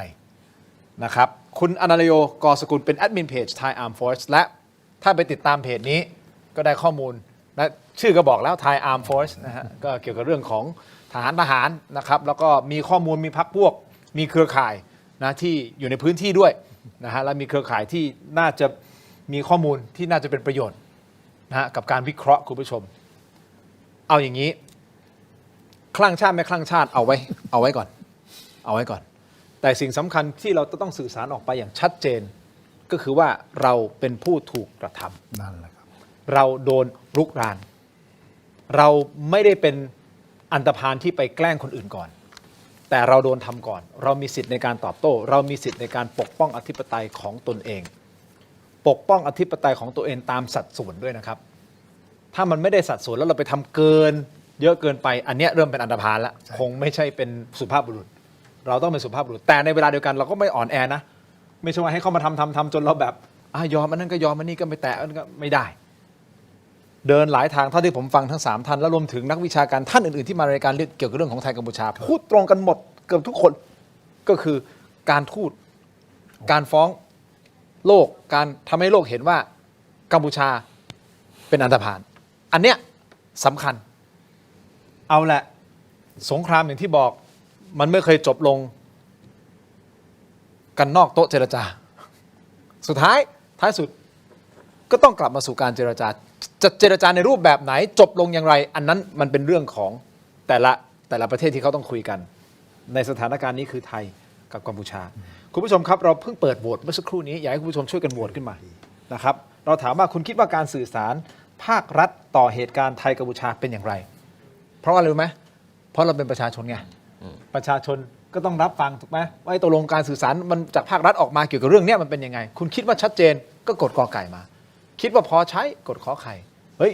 ต้องปรับปรุงนะก็กดคอควายหรืององูยังไม่แน่ใจตัดสินใจไม่ได้ก็กดกันเข้ามาคุณผู้ชมที่ชมรายการกันอยู่เอาละยังมีอีกหลายเรื่องที่จะต้องคุยกันสุดท้ายสุดผมจะต้องถามทั้ง3ท่านแหละว่าคุณคิดว่าสถานการณ์เนี้ยที่ตอนนี้ยังกันยิงกันอยู่นะฮะจะจบลงอย่างไรและจะจบลงเมื่อไหร่เราพูดง่ายเนาะลบไปเลยจบไปเลยแต่พ่อแม่พี่น้องที่อยู่ที่ได้รับผลกระทบตรงเนี้ยเขาอยู่กันยังไงใช่ไหมฮะต้องคิดในมิตินี้ถ้าเกิดเราไปพูดอะไรที่ไม่เข้าหูสมมุตินะไม่เข้าหูผู้นำโลก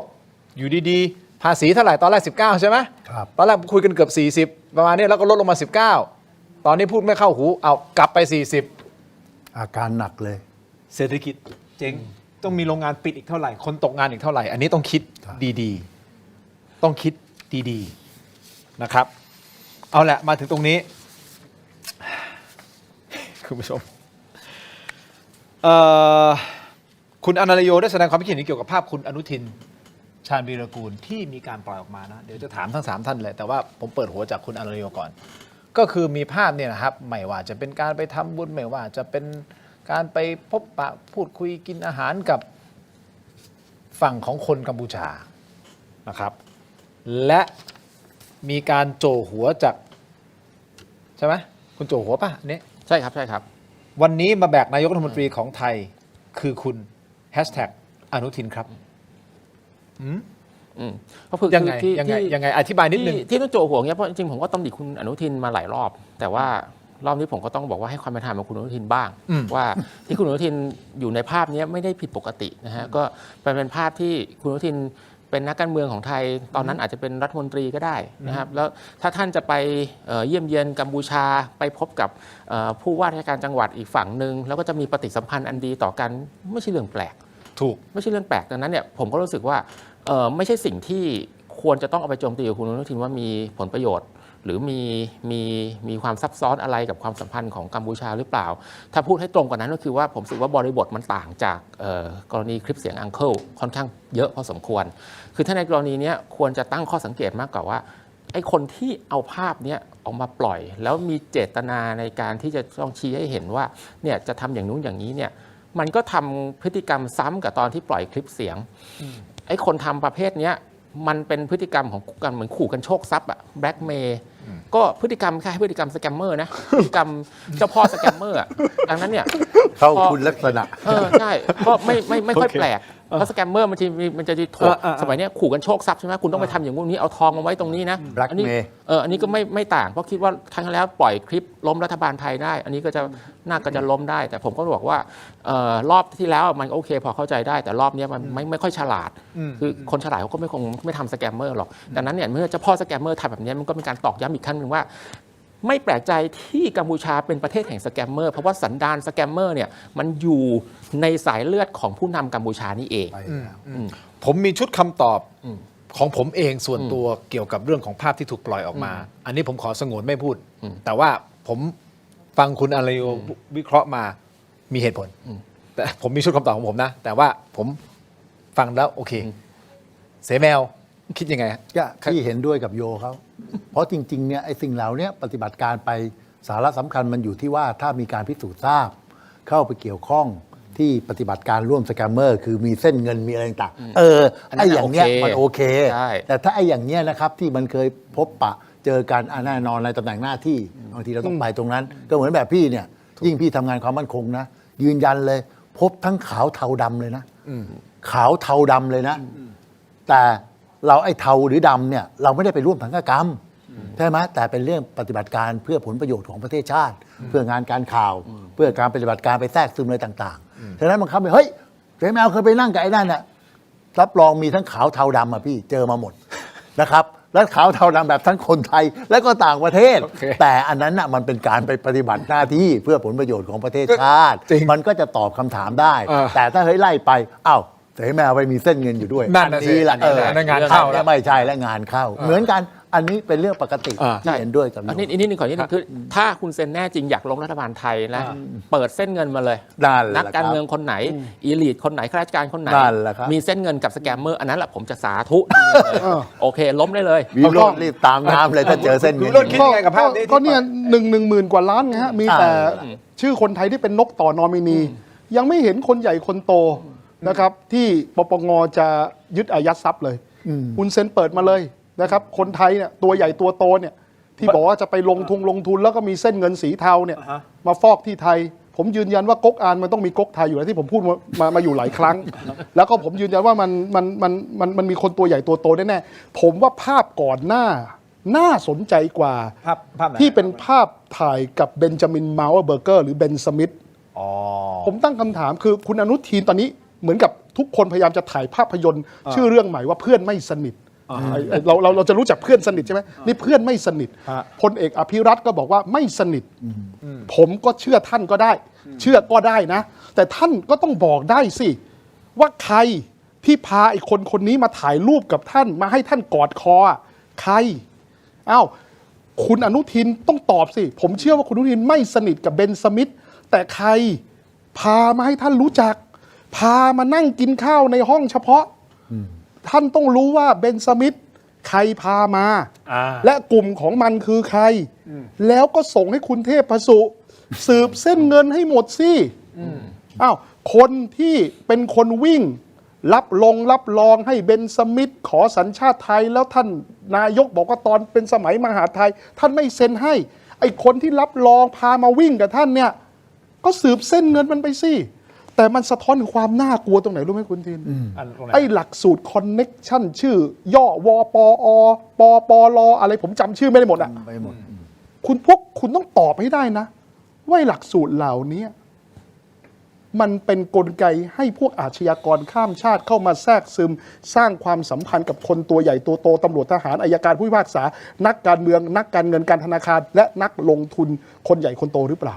นี่ตั้งเป็นคำถามนะคุณผู้ชมครับตั้งเป็นคำถาม น่ากลัวมากแล้วผมยืนยันว่าการที่ปล่อยภาพนี้ออกมาคือจงใจบอกคุณอนุทินว่ารู้ไหม บอกอะไรฮะ สืบเส้นเงิน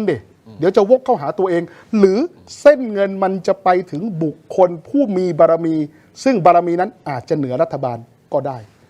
และผมฟังบางชื่อ ผมพูดจริง ๆนะครับขนลุกนะครับ อันนี้ขออนุญาตฟังคุณวิโรจน์สปอยมาหน่อยแล้ว ผมใจหายแวบบอกตรง ใจหายแวบ ใจหายแวบ ใจหายแวบ ไม่ว่าจะเป็นชื่อวอแหวน ชื่อคอควายนะฮะ นั่นไง ชื่อ นั่นไง พอพาน นั่นไง ชื่อ นั่นไง สอเสือ นั่นไง นะฮะสอเสือที่มีหลายสอด้วย กอไก่ถึงฮอนกฮูกแล้วมั้งเนี่ย เต็ม คุณ ไป วิ หม โร ด จน์ นะฮะ เอาอย่างนี้คุณ แล้ว คิด แต่ ว่า ละชื่อนี่ผมพูดจริง ขนแข็งสแตนด์อัพผมบอกก่ ก่ อ อน นให้คุณวิโรจน์ไอ้ตรงนั้นอ่ะมันไม่สามารถที่จะ verify ได้นะตอนนี้เอาเป็นว่าไอ้ที่แน่ๆที่ผมอยากจะถามคุณต่อคือว่าคุณคิดว่าจะมีภาพหลุดออกมาอีกไหมจากคุณเซนโปรดักชันตอนนี้ ผมว่าคุณเซนอะไรสาระแล้วนะฮะคือตอนนั้นคุณอนุทินก็เนี่ยอยู่ในฐานะมิตรประเทศทำไมฮะเราต้องการเห็นภาพไปจิกคอเสื้อคุณเซนหรือไงก็ไปก็ต้องรักษาหน้าตาป ไม่แต่ ระเทศ เข้าใจแต่หมายถึงว่าจะมีภาพ ไม่ว่าจะเป็นกับคุณอนุทินหรือใครก็แล้วแต่เนี่ยจะมีภาพออกมาอีกเป็นเซตๆไหม ผมคิดว่า คิดว่า ถ้า คุณเซนจะปล่อย ถ้าผมว่าตอนเนี้ยผมชอบคอมเมนต์หนึ่งนะชื่อคุณวรัตน์นะเขาบอกศูนย์บัญชาการสแกมเมอร์และการฟอกเงินก็อยู่ในกทมนี่แหละ ที่ไม่ได้อยู่ที่ปอยเป็ดอะอยู่ที่กทมนี่แหละ ผมชอบมาก ศูนย์บัญชา นะ กา ฮะ รการฟอกเงินนะ เพราะข้อมูลผมมันก็ตรงอย่างนั้น คืออย่างนี้เป็นการขู่ว่า อย่าแหยมสืบเส้นเงินต่อนะ ใช่ เอาไอ้แค่คนไทยนอมินีเท่านั้นน่ะก็ต้องถามคุณอนุทินที่พูดเป็นภาษาอังกฤษแบบ broken English ว่า you know me a little go เนี่ยคุณรู้จักชั้นน้อยเกินไปเนี่ยคุณอนุทินจะสั่งให้คุณเทพสุทะลวงเส้นเงินต่อไหม และสาวไปถึงคนตัวใหญ่ตัวโตไหม ถ้าสาวไปถึงคนตัวใหญ่ตัวโตเดี๋ยวก็ปล่อยภาพออกมาอีก แต่ผมยืนยันนะคุณอนุทินไม่ต้องกลัว ไม่ต้องกลัว ผมยืนยัน เปิดเลยนะครับสอยเลยไม่ต้องเปิดก็ได้สอยเนี่ยฮะ สอยโชว์ นี่คือหนอนบ่อนไส้คนหนักแผ่นดิน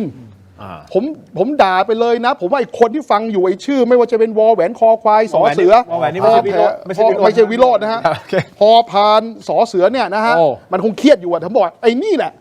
ยืมคำพูดของพลเอกอภิรัตคงสมพงษ์คุณมันเป็นลูกสมุนสุนัขรับใช้คุณเซนนี่แหละหนักแผ่นดินของจริง ต้องลากคอมันมาเข้าคุกเข้าตารางลงโทษให้สาสมกับโทสานุโทษ ที่มันเหยียบย่ำคนไทย หากินบนคราบน้ำตาของคนไทย ไอ้คนพวกเนี้ยหนักแผ่นดิน ขอเพิ่มเติมนิดนึงถกไม่เถียงเราเคยทำประเด็นเรื่องของสแกมคอเซ็นเตอร์นะเสีย ครั แล้ บ วคุณโยหลายเคสมากเลยเนาะใช่ไหมจนทำจนเราท้อเหมือนกันเนาะเพราะว่าแล้วยังมีอีกเป็นพันเคสที่ร้องเข้ามาในเพจถกอะเราไม่สามารถช่วยอะไรเขาได้มากเลย จริง ๆ พูดตรงๆเราพยายามหลายๆเคสแล้ว บางเคสนี่เป็นหลักแสน บางเคสหลักล้าน บางเคสหลัก10 ล้านก็มี แล้วมันคือเงินเก็บของเขาทั้งชีวิต หมดเนื้อหมดตัวแล้วมากไปกว่านั้นคือ ไม่ใช่แค่เงินตัวเองนะ ไปกู้เพื่อที่จะเอามาให้พวกเราสแกมเมอร์ก็แบบนี้อะแล้วมันมีคนแบบที่โดนอย่างเงี้ยเป็นจำนวนเท่าไหร่ เงินจำนวนนี้เป็นหมื่นล้านเป็นแสนล้านต่อปีนะฮะ ใช่เอาเป็นว่าผมขออนุญาตสองประเด็นก็คือว่าเงินพวกนี้แหละ มันทำให้เศรษฐกิจเราเนี่ยฝืดเคืองทุกวันนี้ เพราะแทนที่เราจะมีเงินมาใช้จ่าย เงินมัน ใช่ครับ ถูกโอนไปที่สแกมเมอร์หมด ใช่ครับ สองเงินพวกนี้แหละ จากแม่บ้านจากพ่อบ้านจากคนแก่จากเด็กเวียนเอามาซื้ออาวุธ โจมตี เรา ชาวบ้านโจมตีทหารของเรา เงินสแกมเมอร์ทั้งนั้นที่ซื้อแอนตี้โดนเจ๋งๆ จากจีนเนี่ยที่ประเทศเราได้แต่มองโหซื้อได้ยังไงว่าระบบเกือบ100 ล้าน แต่เขมรมีปักอยู่ตอนนี้เต็มแนวชายแดน 6-7 ระบบ มีอาวุธหรูๆแล้วแป๊บเดียวดิดนิ้วเปาะซื้อได้เลย ไม่ถึงเดือน เอามาจากไหนเงินสแกมเมอร์ทั้งนั้น เงินสีเทาทั้งนั้น ประเทศนี้มันรันด้วยระบบเทา เงินที่เอามาเนี่ยจ่ายเงินเดือน BHQ ก็เงินเทาทั้งนั้น ดังนั้นเนี่ยมันไม่ใช่แค่หลอกลวงคนไทยอย่างเดียว มันคือการฆาตกรรมคนไทย ดังนั้นการปราบสแกมเมอร์ใครบอกว่าไม่เกี่ยวกับสงครามไทยกัมพูชา คุณไม่เข้าใจระบบ คุณไม่เข้าใจสิ่งที่มันเกิดขึ้นจริง มันเกี่ยวยิ่งกว่าเกี่ยว ปัจจัยเลย ถูก เสมาคิดว่าจะมีภาพออกมาอีกไหมจาก มีเรื่อยๆนั่นแหละเพราะมันเป็นคุณลักษณะของเขา แล้ว มัน จะมีภาพที่ทำให้เราเซอร์ไพร วุ่น ส์ อะไรอาจประมาทเขาไม่ได้ เพราะว่าเขาก็ต้องเบี่ยงเบนต้องทุกรูปแบบอะก็พี่ถึงบอกสงครามลูกผสมไฮบริดไง นี่เลย ประการข่าว อันนี้ สาร เลย เฟกนิวเนี่ยคือเหตุปัจจัยหนึ่งเป็นเครื่องมือหนึ่งนะเครื่องมือกำลังลบอันหนึ่งเลยนะ โฆษณาชวนเชื่อปฏิบัติการข่าวสารเฟกนิวเข้ากระบวนท่าเลย ซึ่งอันเนี้ยเขาเก่งแล้วเขาก็ลงทุนไปแนวนี้ เพราะว่าเขาไม่สามารถไปลงทุนใหญ่แบบอาวุธยุทโธปกรณ์หนักได้ หรือแม้กระทั่งเขามีเงินเนี่ยไปจัดการเอาต่อให้ซื้อเครื่องบินรบด้วย โอ้โห แต่กว่าจะฝึกนักบินล่ะ กว่าจะประสานงานมันไม่ได้ไปซื้อแบบง่ายๆดิแต่ตอนเนี้ยต้องยอมรับว่าไอ้อาวุธสมัยใหม่เนี่ยที่ตอนเนี้ยปฏิบัติการยุทธส่วนหน้า มันเป็นโดรนทั้งนั้นนะโดรนตรวจการใช่ไหมแล้วก็โดรนสังหาร แล้วก็โดรนไอ้กามิกาเซ่ก็ทำลายตัวเองเลยแล้วซัดลงไปโครมเลย และบางอันก็3-in-1ในตัวเองเลยมันตรวจการเสร็จมันก็ทำลายได้เลย กามิ ยิ กาง เซ่ ทำลายได้เลย แล้วก็กามิกาเซ่ได้ด้วยเลย ฉะนั้นตรงเนี้ยเขาถึงบอกแล้วมันจัดหาเร็วไงเพราะมันเป็นเงินเทาไงไอ้ตลาดค้าอาวุธไอ้ตลาดมืดประเภทอย่างนี้ยมันมีอยู่แล้ว มีอยู่คุณผู้ชมพอดีคุณขอพูดถึงคุณแจ็คเดอะริปเปอร์หน่อยนะฮะ บอกว่าทินถ้าท้อก็ลาออกครับลาออกจากไหนอะ ผมไม่มีตำแหน่งทางการเมือง ออกมาถึงลาจะออกจากบริษัทตัวเองออกจากรายการตัวเอง ผมยังไม่ได้ลาออก ผมท้อใช่ครับผมเลยมาจับการเมืองครับมันเป็นอีกสเต็ปหนึ่งครับ ที่ท้อคือเราช่วยวันนี้พรุ่งนี้มาอีก10ช่วยพรุ่งนี้10มาอีก100ไม่จบไม่สิ้น ผมเลยบอกน้องๆ มันเป็นที่โครงสร้างของประเทศแล้วแหละถึงได้ลองมาทำประเด็นการเมือง มันก็เลยเห็นแสงสว่างมากยิ่งขึ้นว่าเราต้องไปปรับที่ระบบการเมืองแล้วผมคาดหวังว่าคุณแจ็คลิปเปอร์คุณตอนที่ไปกาเลือกพรรคการเมืองที่คุณอยากให้มาบริหารประเทศน่ะคุณคิดแบบละเอียดถี่ถ้วน แล้วหวังว่าคุณจะนำข้อมูลบางส่วนของรายการ และรายการอื่นๆข่าวอื่นเนี่ยนำมาประกอบในการพิจารณาว่าคุณจะเลือกใครขึ้นมาเป็นผู้แทนราษฎร และมาเป็นรัฐบาลในการบริหาร นั่นแหละครับ เพราะถ้าเลือกสีขาวจะได้สีขาว ถ้าเลือกสีเทาก็จะได้การบริหารราชการแผ่นดินแบบสีเทา แล้วไปจบลงสีดำไม่ใช่จบที่สีเทานะ จบที่สีดำ ผมไม่ได้มีอะไรโกรธเคืองกับคุณแจ็คเดอะริปเปอร์นะ อันนี้พู ผม ด แค่ถือโอกาส ฉะนั้น โอกาส ข่าวเนี้ย จะได้พูดอธิบายมันเข้า มันเป็น ขอบคุณม โอกาส ที่เปิด เลย มา อ๋อทิน ของ ที่เขาบอกทินคนละทินนะฮะ อ๋อ ทินเขาไม่ได้ทินนี่เขา อ๋อ ทินนี่ อนุทิน โอ้นี่ล้นตัว ไม่เขาบอกท้อไงคุณอนุทินไม่เคยบอก อ๋อเหรอ ผมพูดไงทำ เมื่อกี้เราเพิ่งพูด นี่ฉันอ่านเขาบอกแล้วทินคนละทินหรือเป แล้ว ล่า บอกว่าเนี่ย เขาเลยพลิกแพลงใหม่พลิกแพลง พิธีกรสีส้มหรือเปล่า วันหนึ่งผมก็เป็นสีส้ม สีน้ำเงิน อีกวันหนึ่งผม บ้าง เป็นสีน้ำเงิน อีกวันหนึ่งผมก็เป็นสีแดง ผมเป็นสีลุ้งครับ ใช่ หลายสีเหลือเกินนะครับอ่ะผมขออนุญาตไปต่อนะครับคุณผู้ชม อย่างนี้ฮะสถานการณ์ไทยกัมพูชาล่าสุดนะฮะนานาชาติเขาก็เริ่มเป็นกังวลต่อสถานการณ์นะครับไม่ว่าจะเป็นทางฝรั่งเศสกับออสเตรเลียนะฮะคุณผู้ชมครับอย่างฝรั่งเศสเนี่ยมีภาพใช่ไหมฮะวันนี้เองเว็บไซต์ Fresh News รายงานว่ากระทรวงกิจการยุโรปและการต่างประเทศของฝรั่งเศสนะครับได้ออกแถลงการแสดงความห่วงกังวลเกี่ยวกับความตึงเครียดที่ปะทุขึ้นอีกครั้งนะฮะระหว่างไทยกับกัมพูชาที่ส่งผลให้มีผู้บาดเจ็บและล้มตายนะครับพร้อมเรียกร้องให้มีการเคารพและปฏิบัติตามข้อตกลงหยุดยิงเมื่อวันที่ 28 กรกฎาคมที่ผ่านมารวมถึงปฏิญญาที่ลงนามนะครับจากนายกรัฐมนตรีทั้งสองประเทศเมื่อวันที่ 26 ตุลาคมใช่ไหมที่ประชุมสุดยอดอาเซียนที่มีประธานาธิบดีโดนัลด์ทรัมป์แล้วก็ท่านอับบาอิบราฮิมนะมาเป็นพยานที่ประเทศมาเลเซียเนี่ยนะออสเตรเลียเองกระทรวงการต่างประเทศและการค้าของประเทศออสเตรเลียหรือว่า the Department of Foreign Affairs and Trade ออกแถลงการแสดงความกังวลต่อเหตุปะทะเช่นเดียวกันแล้วก็เรียกร้องให้สองประเทศปฏิบัติตามข้อตกลงหยุดยิงอันนี้ต่างประเทศเขาก็มองเรานะแล้วเขาก็บอกเฮ้ยใจเย็นใจเย็นใจเย็นคุณเคารพปฏิญญาวาลาลัมเปอร์ใจเย็นใจเย็นใจเย็นเขาก็ติดตามสถานการณ์ของเรา ครับ ถูกต้องไหมฮะ ใช่ อันเนี้ยอยากจะเรียนถามทั้ง3ท่านว่าสื่อของต่างชาติเองมีอิทธิพลต่อสถานการณ์หรือไม่ คิดว่า มีสิ โอเคเสียมาก่อน ยังไงก็มีแต่เราก็ดูประเทศใช่ไหมก็แปลกนะฝรั่งเศส ถ้าเรามองประวัติศาสตร์ไปกับความสัมพันธ์กับกัมพูชาไหม ก็เขาเคย อ เป็น อสเตรเลียเนี่ยโผล่มาตอนเนี้ย เฮ้ยต้องไปดูที่หุยหวันหุนโตอะไรเปล่าเนี่ยก็ไปลงทุนอยู่ที่ออสเตรเลียเยอะนะจนรู้สึกอาจจะมีสัญชาติไปแล้วด้วยหรือเปล่าไม่รู้วิโรจน์ข่าวล่ามาแรงเนี่ยอะไรอย่างเงี้ยฉะนั้นอิทธิพลเหล่านี้มันสัมพันธ์ไปหมดแต่มันเป็นสิ่งบอกเหตุอยู่อย่างที่ชัดน่ะแน่นอนครับเขาก็ไม่พึงประสงค์ให้เกิดการสู้รบสงครามแน่เพราะประเทศที่เรากล่าวมาต่างๆ เหล่านี้เขาก็มีเรื่องการค้าการขายนะกับทางภูมิภาคทางเรา ซึ่งมันก็ส่งผลกระทบจริงๆมันส่งผลกระทบไปทั้งโลกอะในทั้งในมุมการค้าแต่ที่มันส่งผลกระทบสุดอะคือไอ้มุมสแกมเมอร์นี่แหละอาชญากรรมข้ามโลกเขาก็ต้องการให้ยุติ แล้วก็มาจัดการร่วมมือกันละจริงๆเนี่ยจบสุดท้ายพี่ยังเชื่อนะรณรงค์ดีๆมาจัดการไอ้สแกมเมอร์กันนี่แหละแล้วเดี๋ยวมันไปได้เอง ครับท่าทีของฝรั่งเศสเนี่ยยังไงเราต้องรับฟังอยู่แล้วเพราะ ใช่ ว่า ครับ เขาเป็น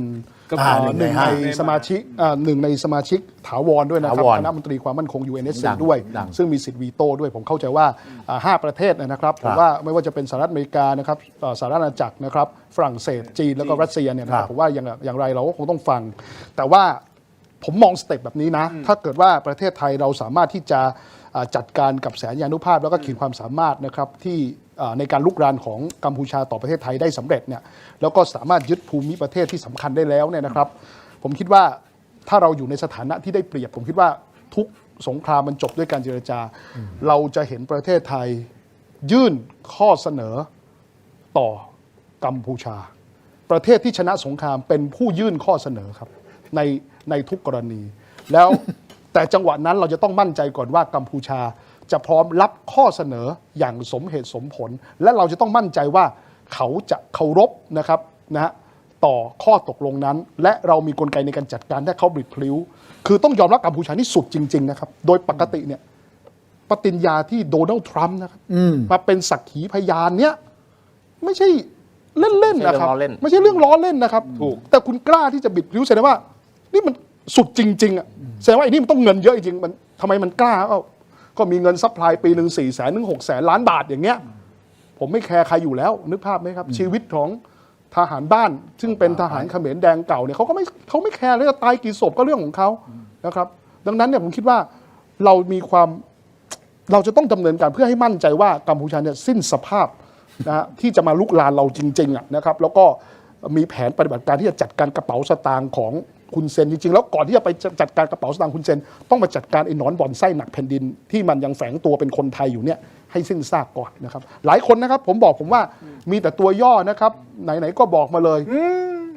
ไม่เอานะผมย้ำแล้วผมต้องบอกอีกทีหนึ่งเหมือนที่คุณอนุทินเคยพูดไงพูดมาเลยชื่ออะไรเดี๋ยวผมจัดการโดนัลด์ทรัมป์เวลาจะยึดทรัพย์โอแฟกฟินเซนเวลาทำงานเขาไม่ได้บอกนะคุณบอกมาสิชื่ออะไรเฉินจื้อเหรอ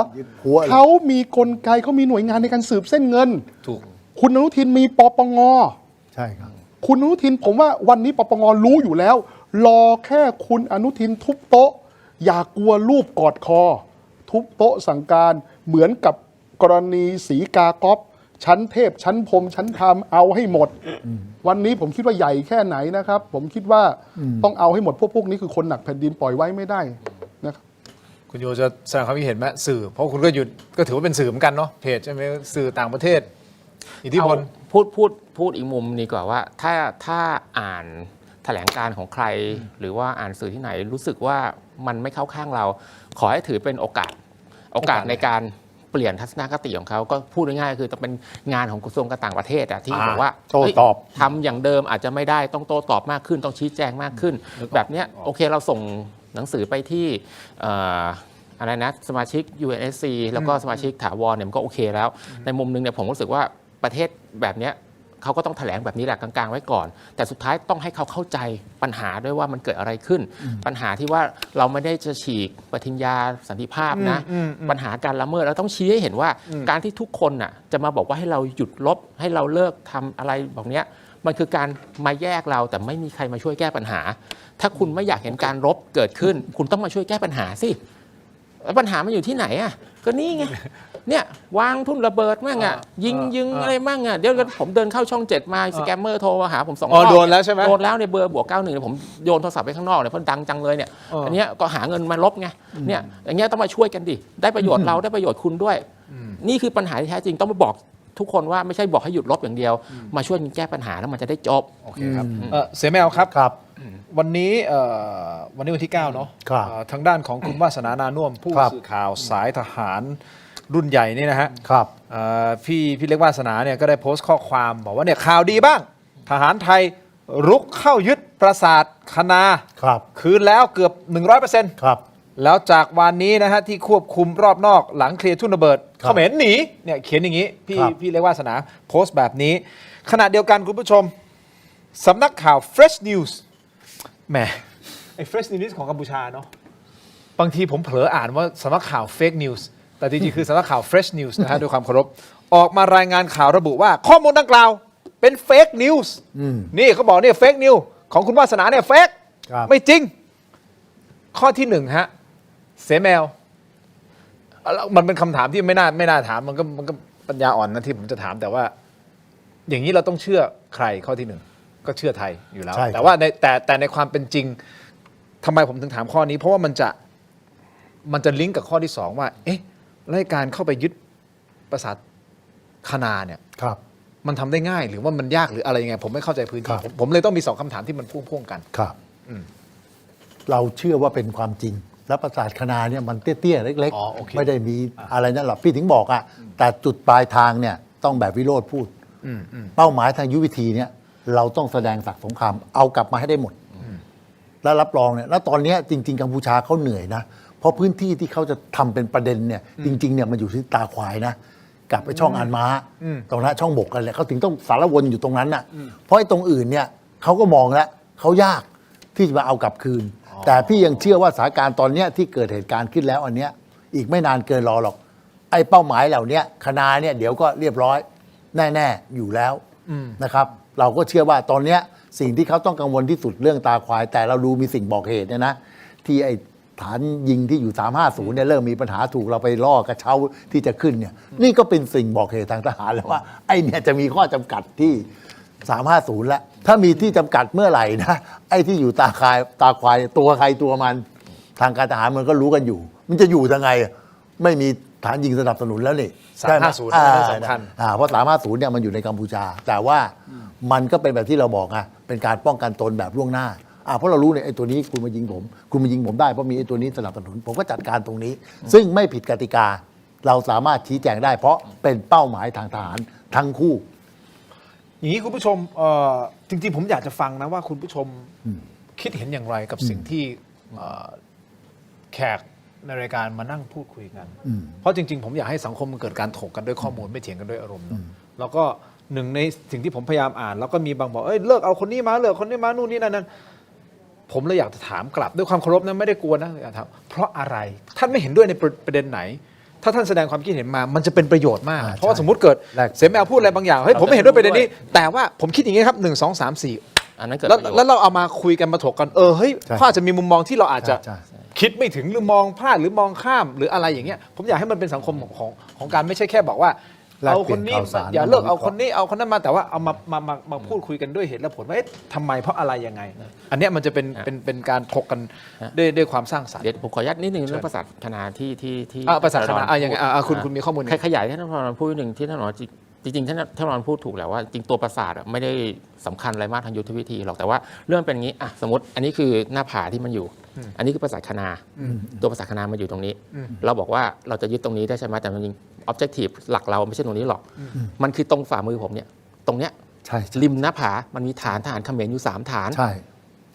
ตรงนี้แหละที่เป็นปัญหา ใช่ แล้วฐานเราอยู่ตรงเนี้ยตรงนิ้วก้อยผมเนี่ยแค่ฐานเดียวเล็ก เล็ก ๆ เราก็เลยไม่สามารถที่จะควบคุมพื้นที่ได้แต่เขาควบคุมพื้นที่ ใช่ หน้าผาได้แปลว่าอย่างเงี้ยเขาควบคุมยุทธบริเวณสำคัญ ควบคุมคีย์เทอร์เรนได้ อารมณ์คล้ายๆภูมะเขือไม่ค่อยต่าง อารมณ์คล้าย ใช่ ภูมะเขือ ดังนั้นถ้าเราจะยึดได้เนี่ยเป้าหมายของกองทัพไม่ใช่ปราสาทคณาหรอก แต่คือ คือฐานนี้ แต่ในเมื่อถ้าฐานเนี้ยมันถูกลบออกไป ก็แปลว่าปราสาทคณาเนี่ยเราก็จะยึดครองได้เอง ดังนั้นเนี่ยถ้ากองทัพอยากเขาเรียกไงอยากจะสยบเฟกนิวที่สยบเฟกนิวของ Fresh New นะฮะเอาสักวัน2 วันเนี่ยว่างๆปักธงโชว์จบ ช ชัดเจน อันเนี้ยสำคัญ เพราะว่ามันเป็นจุดหมายเล็กๆจริงนะแต่มันอยู่ระหว่างไอ้แบบเขาเรียกว่าช่องจอมกับประสาทตาควายนะเฮ้ยมันเนี่ยแบบเนี้ยมันเป็นเป้าหมายก็เหมือนไอ้ภูมะเขือ โอเค ถ้ายึดได้เมื่อไหร่เนี่ยเขาพระวิหารก็อ่อนแรง สบาย อ่อนแรง โอเค ฉะนั้นตรงนี้ไงมันถึงมีกลับมาประเด็นเนี่ยล่อจะเอาภูมะเขือให้ได้ ใช่ อย่างนั้นยังเป็นประเด็นอยู่นะตอนเนี้ย ใช่เพราะผมขึ้นไปภูมะเขือ ใช่ เห็นเขาวิหารหมดเลยนะ นั่นแหละ เห็นลงมาถึงวัดแก้วเห็น ทุก ความเคลื่อนไหว อย่าง ทุกอย่าง แล้วเห็นลึกเข้าไปในกัมพูชาเป็น 10 กิโลอ่ะเขาเรียกว่าคีเทเรน อันนี้คนลงพื้นที่จะเห็นจริงอะไรจริงนะฮะ อย่างนี้คุณผู้ชมครับ วันนี้คุณอนุทินใช่ไหม มีภาพคุณอนุทินน้ำตาคลอ แต่อย่าพึ่ง รอสักครู่หนึ่ง เดี๋ยวเราจะเปิดให้ดูว่าเพราะอะไรยังไง แต่ตอนนี้ผมขออนุญาตครับ คุยกันมานานฮะคอมันแห้ง ขออนุญาต มอบสิ่งดีๆ ให้กับแขกรับเชิญของเราก่อนครับ เซแมวครับ ขอบคุณครับ นะครับพี่โยครับพี่โย ขอบคุณครับ พี่โย ใจมากครับ ถูกใจมากเยี่ยมวันนี้ พี่วิโรจน์ครับ ครับ สิ่งที่จะได้รับวันนี้ไม่ถึง 3,000 บาท ไม่ต้องตกใจไม่เกิน 3,000 บาท ครับ นะฮะคุณผู้ชมครับคุยกันมานานครับ ขอขอบคุณเม็ดอมซิงค์พลัสผลิตภัณฑ์ไมบาซินจากเกรเตอร์ฟาร์มานะครับมี 3 สูตรที่มีคุณประโยชน์จากวิตามินหลากหลายชนิดเม็ดอมซิงค์พลัสวิตามินซีและโคคิวเทนกลิ่นองุ่นมะนาวเม็ดอมซิงค์พลัสลูทีนและบิวเบอรี่กลิ่นแบล็คเคอร์เรนต์เม็ดอมซิงค์พลัสเบต้ากลูแคนกลิ่นสตรอเบอรี่นะครับซิงค์มีส่วนช่วยในการทำหน้าที่ของระบบภูมิคุ้มกันและกระบวนการต่อต้านอนุมูลอิสระ ถ้าเจ็บคอไอหรืออยากเสริมภูมิคุ้มกันเลือกไมบาซินจากเกรเตอร์ฟาร์มาหาซื้อได้ที่ร้านสะดวกซื้อซูเปอร์มาร์เก็ตและร้านขายยาทั่วประเทศนะครับไมบาซินจากเกรเตอร์ฟาร์มาก้าวสู่ 60 ปีอย่างมั่นคงและยั่งยืน ขอบคุณมากๆครับไมบาซินที่อยู่เคียงข้างถกไม่เถียงนะครับ คุณผู้ชม ผมเชื่อว่า คุณผู้ชมได้มีโอกาสได้ไปซื้อนะฮะไมบาซินไม่ผมซิงพลัสมาลองแล้วนะครับ และอีกหนึ่งอย่างที่อยู่เคียงข้างเราเสมอมาคืออ้วยอันโอสถนะครับ อันนี้ฮะยาดมสมุนไพรตรามังกรทองนะครับ อันนี้เป็นสูตรดั้งเดิมมอบให้ก่อนครับ ขอบคุณครับ สูตรมาก่อนขออนุญาตนะครับขออนุญาตครับคุณพิโรธครับขออนุญาตครับ นี่คือสูตรดั้งเดิมนะครับกระปุกสีน้ำเงิน แต่ตรามังกรทอง ยาดมสมุนไพรเนี่ยมีสูตรดอกไม้หอมด้วยครับ ได้รับรางวัล Premium Herbal Products นะผลิตภัณฑ์สมุนไพรคุณภาพปี 2568 ครับ จากกรมการแพทย์แผนไทยและการแพทย์ทางเลือกบรรเทาการวิงเวียนศีรษะ หอมเย็นชื่นใจจากอ้วยอันโอสถ ขอบคุณมาก ๆ เลยนะครับอ้วยอันโอสถที่อยู่เคียงข้างถกไม่เถียงของเราเสมอมาเลยนะครับอ้วยอัน卫生安全ผมเพิ่งรู้นะมาจากคำนี้卫生安全นะครับ卫生ก็คือความสะอาด安全ก็คือปลอดภัยสะอาดปลอดภัยนะครับ卫生安全ต่อครับคุณผู้ชม Seagull Electric นะครับเครื่องใช้ไฟฟ้าขนาดเล็กครับที่ตอบโจทย์ทุกการใช้งานทำได้ทั้งเมนูร้อนเย็นครบจบในเครื่องเดียวนะครับเครื่องปั่นร้อนเย็น Silent Pro Silent Pro เทคโนโลยีลดเสียงรบกวน 2 เท่านะครับ Digital Control ควบคุมการทำงานได้อย่างแม่นยำเพื่อผลลัพธ์ที่สม่ำเสมอนะครับจาก Seagull Electric ขอบคุณมาก ๆ เลยนะครับ Seagull Electric ที่อยู่เคียงข้างทกไม่เถียงครับ และเพื่อเป็นการให้ทุกท่านได้มีอะไรปั่นเป็นของตัวเองแบบเครื่องปั่นแบบพกพาฮะอยากได้สีไหนครับ เหมาะกับบุคลิกวันแล้วหน่อยไหม นะครับขอบคุณครับ ขอบคุณครับ ใช่ไหมครับคุณโยครับนี่ฮะเป็นเครื่องปั่น Smoothie Mix นะฮะขนาดพกพาขอบคุณมาก ๆ ครับ Seagull Electric นะครับต่อกันที่กรดไหลย้อนครับกรดไหลย้อนต้องวันเกิดยาบรรเทาอาการแสบร้อนกลางอกอาหารไม่ย่อยเนื่องจากกรดไหลย้อน ถ้าท่านมีกรดไหลย้อนอย่าลืมนะครับ ต้องวันเกิดครับ ยาสามัญประจำบ้านครับขอบคุณมาก ๆ เลยนะครับ วันเกิดนะช่วยบรรเทาอาการแสบร้อนกลางอกนะฮะอาหารไม่ย่อยครับขอบคุณมาก ๆ แล้วครับวันเกิดครับ ต่อกันที่ Compact Brake นะฮะก้าวล้ำไปอีกขั้นกับนวัตกรรมความปลอดภัยล่าสุดนะครับ Compact Primo Gen 2 สูตรผ้าเบรกเกรดพรีเมียมเลยนะครับมาพร้อมกับเทคโนโลยีใหม่ Zero Water Absorption Technology นะครับที่เพียบพร้อมด้วยมาตรฐานความปลอดภัยระดับโลก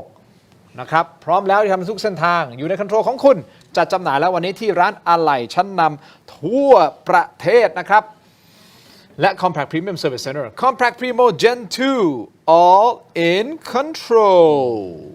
ขอบคุณมาก ๆ นะครับที่อยู่เคียงข้างทกไม่เถียงนะครับ ต่อกันที่ยาธาตุน้ำขาวนี่คุณวิโรจน์ไม่ต้องกังวลฮะไม่ถึงไม่เกิน 3,000 บาทครับ ครับอ๋อขอบคุณฮะ ของดีฮะอันนี้ผมบอกได้เลย Good stuff man อันนี้ครับ ขอบคุณครับ เสแมวครับ ขอบคุณครับ พี่โยครับ ผมอยากนำเสนอนี่มากอย่างที่ผมนำเสนอทุกตัวอยากนำเสนอทุกตัวครับ ขอบพระคุณครับ นี่ครับยาธาตุน้ำขาว 49 บาทฝาสีฟ้าตราห่านคู่ครับ มาตรฐานสากลหาซื้อง่ายนะครับ ตามร้านขายยาแผนปัจจุบันทั่วไป ราคาเพียง 49 บาทเข้าถึงง่ายจาก HK Pharmaceutical นะครับนี่นะครับ ยาธาตุน้ำขาว 49 บาท ฝาสีฟ้าตราห่านคู่ครับ ขอบคุณมาก ๆ เลยนะครับ 49 บาทครับ ของดีครับ ต่อกันที่นวัตกรรมใหม่ครับ Brain Tech Tri Screen ครับ จอเสริมสุดล้ำที่สามารถทำงานพร้อมกันได้ถึง 4 หน้าจอในเวลาเดียวกัน 4 หน้าจอเดี๋ยวคุณผู้ชมทุกท่านชมกันไป แล้วเดี๋ยวมีภาพของคุณอนุทินน้ำตาคลอเพราะอะไร เดี๋ยวชมกันนะครับ แต่หน้าจอนี้ 4 หน้าจอความคมชัดระดับ Full HD นะครับคุณผู้ชมนี่นะฮะและเชื่อมต่อง่ายสุดๆครับเพียงเสียบสาย USB Type C ก็พร้อมใช้งานได้ทันที และน้ำหนักเบาด้วยพกพาสะดวกกดเข้าไปที่หน้า Facebook Tero Digital นะครับอย่าพลาดตอนสั่งซื้อใส่โค้ด Let's Play AI Let's Play AI รับส่วนลดทันที 2,000 บาทนะครับมี 2 ขนาดให้เลือกด้วยกัน 14 นิ้วกับ 16 นิ้วนะครับที่เราโชว์ตรงนี้ที่คุณวิโรจน์ดูอยู่เสแมวพี่โยดูอยู่อันนี้คือขนาด 14 นิ้วนะครับเยี่ยมผมขอไปต่อครับ เราพูดถึงเรื่องของการซักฟอกรัฐบาล ครับ ผมก็อยากให้คุณเอาของนี้ไปซักฟอกเสื้อผ้าของ มี คุณ ฟอกเสื้อผ้าแต่ไม่ฟอกเงินนะฮะ ขอบคุณมากๆครับเสแมวอันนี้ขออนุญาตนะฮะขออนุญาตนะฮะนี่ ขอบคุณครับ พี่โยครับ ยิน นี่ครับ ดีมากเลยครับ บริษัทสะดวกสะอาดปลอดภัยจำกัดคือผู้ผลิตผงซักฟอกแบรนด์ไทยแท้ที่อยู่เบื้องหลังสินค้าคุณภาพในร้านค้าชั้นนำมากมาย ไม่ว่าจะเป็นแบรนด์คุ้มค่านะ Clean Action ของ 7-Eleven และ Lotus นะครับแบรนด์แชมป์ของ CJ Express แบรนด์ Clean D ของ Big C นะครับและยังมีก้อนดับกลิ่นโถปัสสาวะชาย Apps ดีไซน์สวยห้องน้ำหอมนะครับสนใจสั่งซื้อหรืออยากผลิตผงซักฟอกในแบรนด์ของตัวเอง แล้วก็ติดต่อได้ทุกช่องทางที่ชื่อว่า Thai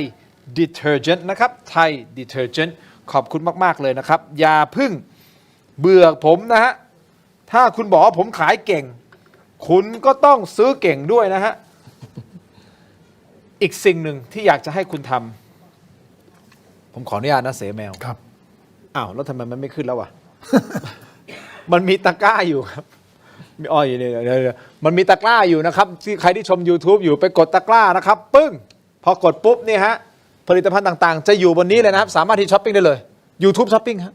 ได้เลยฮะกดลิงก์ไปนี่กดไปเลยฮะมีหลายอย่างครับเนี่ยโอแอนโอสดก็มีไมบาซินก็มีหมดเลยฮะนี่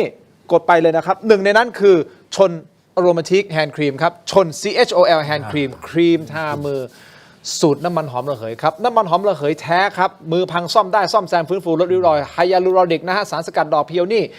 สารสกัดต่างๆที่มาจากธรรมชาตินะฮะที่มันฟื้นฟูสภาพผิวอยู่ในนี้หมดเลยนะครับลองเปิดใจดูฮะเป็น SKU ที่ผมอยากจะนำเสนอเป็นตัวเปิดใจแล้วกันเพราะราคาเริ่มต้นไม่แรงนะผมทำเรื่องของแบรนด์น้ำมันหอมระเหยก็คือชนอโรมาติกเนี่ยมาหลายปีขายที่ห้างสรรพสินค้าไม่ว่าจะเป็นไอคอนสยามเซ็นทรัลเวิลด์เอ็มคอร์เทียนะครับไอคิงพาวเวอร์อันนี้คือผมขายมานะหลายปีชาวต่างชาติเป็นลูกค้าส่วนใหญ่ของผมคือชาวต่างชาติเลยเพราะผมถึงรู้ไงว่าไอช่วงที่คนจีนหายไปอ่ะยอดผมตกคือรู้เลยเฮ้ยคนจีนหายไปมันสัมพันธ์เพราะเราเป็นชาวต่างชาติซะส่วนใหญ่นะครับแต่ตอนนี้คนไทยเริ่มมาสนใจแล้วก็ให้ความสนใจกับแบรนด์ของผมเพิ่มมากยิ่งขึ้นแล้วนะก็เป็นเรื่องที่ดีต้องขอบคุณด้วยนะครับลองดูฮะเปิดใจกันหน่อยช้อปปี้ลาซาด้าหรือช้อปปิ้งตรง YouTube ตรงนี้ก็ได้นะครับไปที่ TikTok หรือ Facebook ก็ได้พิมพ์คำว่า CHOL ครีมทามือลองเปิดใจดูนะครับร่วมกันสนับสนุนของคนไทยแบรนด์ไทยกันหน่อยนะครับแบรนด์ของผมเองหาค่าเทอมให้ลูกครับ ขอให้ทุกท่านที่สั่งซื้อชนอมาติกนะครับถูกหวยนะครับขอบคุณครับอ่ะต่อกันที่คลิปนี้เปิดครับ ก็ต้องดูแลต้องถือว่าเป็นวีรชนนะครับเป็นวีรบุรุษที่ปกป้องประเทศเอาชีวิตเข้าปกป้องประเทศต้องยกย่องสรรเสริญแล้วก็ต้องดูแลตัวครอบครัวนะครับของเขาให้ดีที่สุด อย่างคุณเซนเขาออกมาโพสต์นะคะบอกว่าจะยกระดับการตอบโต้ด้วยตรงเนี้ยค่ะ มันเลยทำให้เราสูญเสียเยอะด้วยไหมคะ เราไม่พูดถึงคนที่ไม่มีความเกี่ยวข้องที่ประเทศไทยเราดูแลคนไทย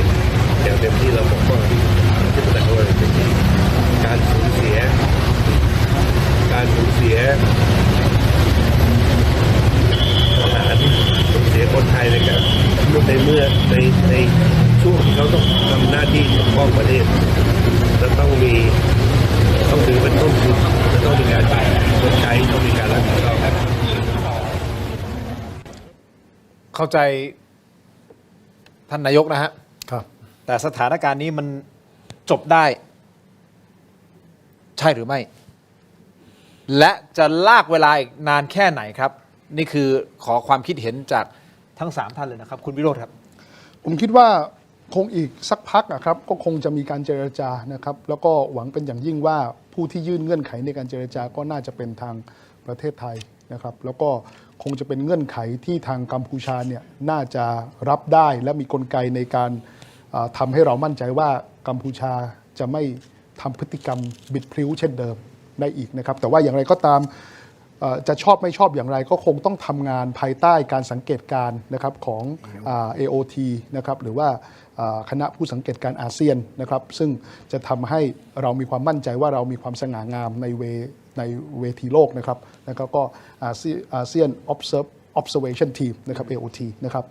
แล้วก็แต่อย่างไรก็ตามผมฝากถึงกองทัพนิดนึงผมเข้าใจว่างบประมาณปี 70 นะครับทางเหล่าทัพต่างๆทั้งบกเรืออากาศนะครับก็คงจะมีการจัดซื้อโดรนอยู่เป็นจำนวนมากน่าจะหลักอาจจะเป็นถึง10,000 ล้านบาทซึ่งผมไม่ได้ติดขัดอะไรแล้วก็ยังยืนยันว่าจำเป็นต้องซื้อแต่ว่ายุทโธปกรณ์ที่เกี่ยวข้องกับโดรนทั้งหมดนะครับที่ถ้าเกิดจะซื้อเป็น10,000 ล้านผมกลัวอย่างนี้ครับเดี๋ยวไปซื้อโดรนของตุรกีบ้างไปซื้อโดรนของอิสราเอลบ้างไปซื้อโดรนจีนบ้างซื้อจากหลายสัญชาติแล้วทำงานร่วมกันไม่ได้และที่สำคัญความสำคัญของโดรนไม่ได้อยู่ที่ตัวฮาร์ดแวร์แต่อยู่ที่ตัว Flight Control